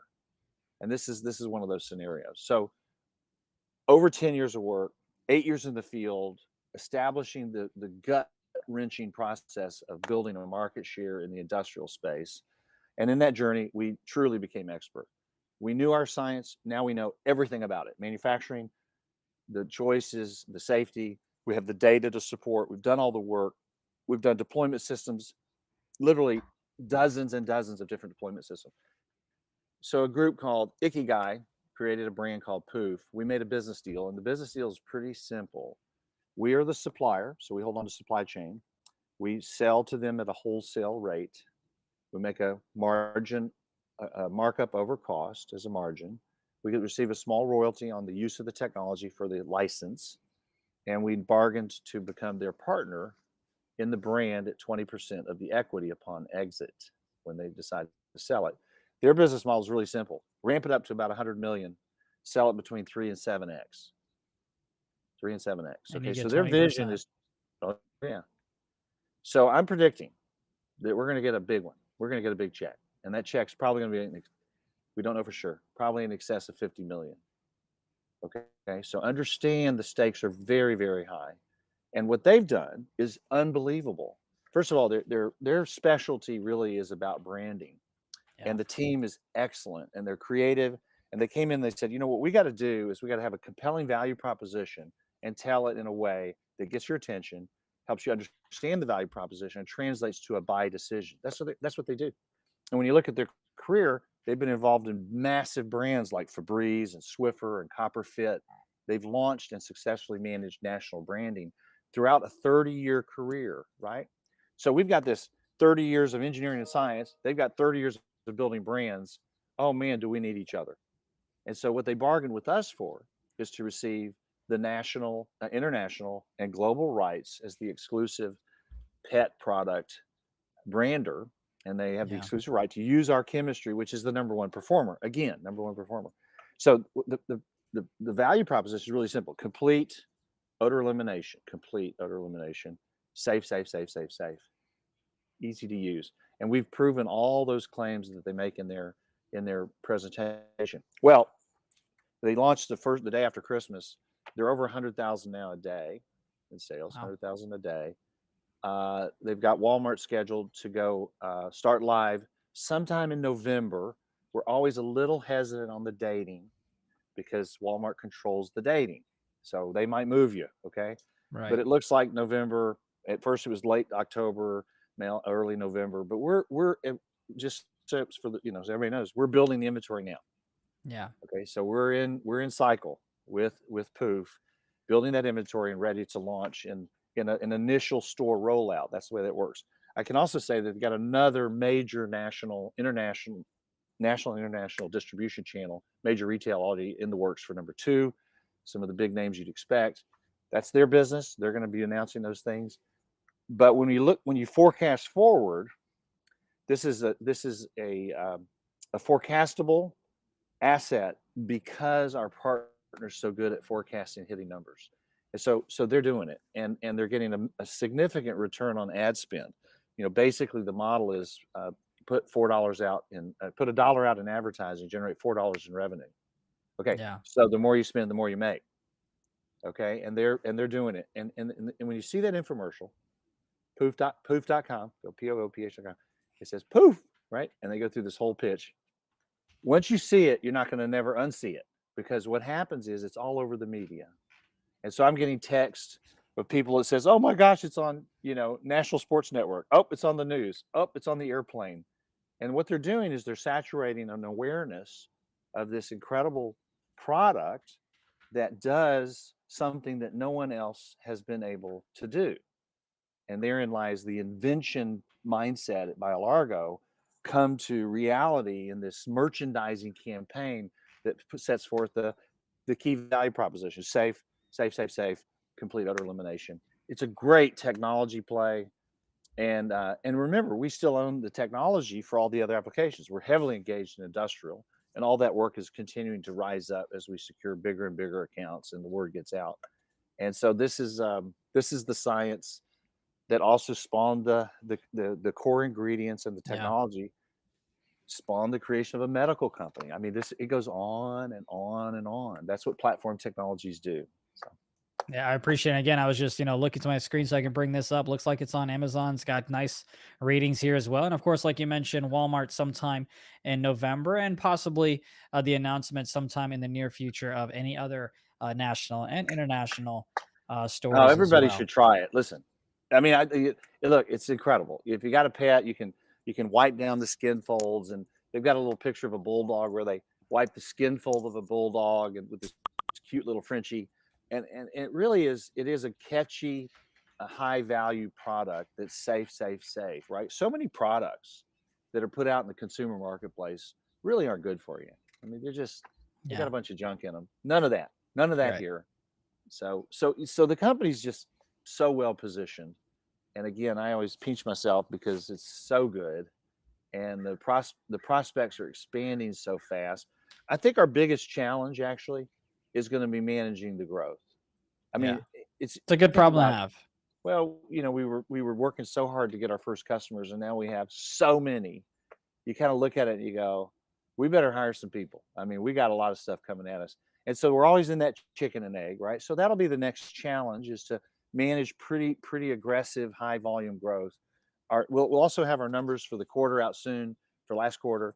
Second quarter, we broke all kinds of revenue records. That pace and that performance is continuing to accelerate. And so steady numbers. There are some cycles, right? So when you, for example, some of these projects we're involved in, they go from phase 1 to phase 2. You finish phase 1, you've gotten paid. Phase 2 is then a scoping. There's a break in revenue for a couple of months. Then you restart it back up. So we got some of that going on. But when we look at the current clients and the projects that we're being asked to advance on, it is a dramatic increase in the top line revenue and ultimately heading towards positive cash flow and profit. So great time for BioLargo. Yeah, excited to see what happens with Poof, especially if they go ahead and sell it where they're hoping to sell it in the near future. That $50 million check would absolutely help you guys. But thank you so much again, Dennis, for joining us today. It's always a lovely conversation whenever you come on the show. Hey, thanks. Take care.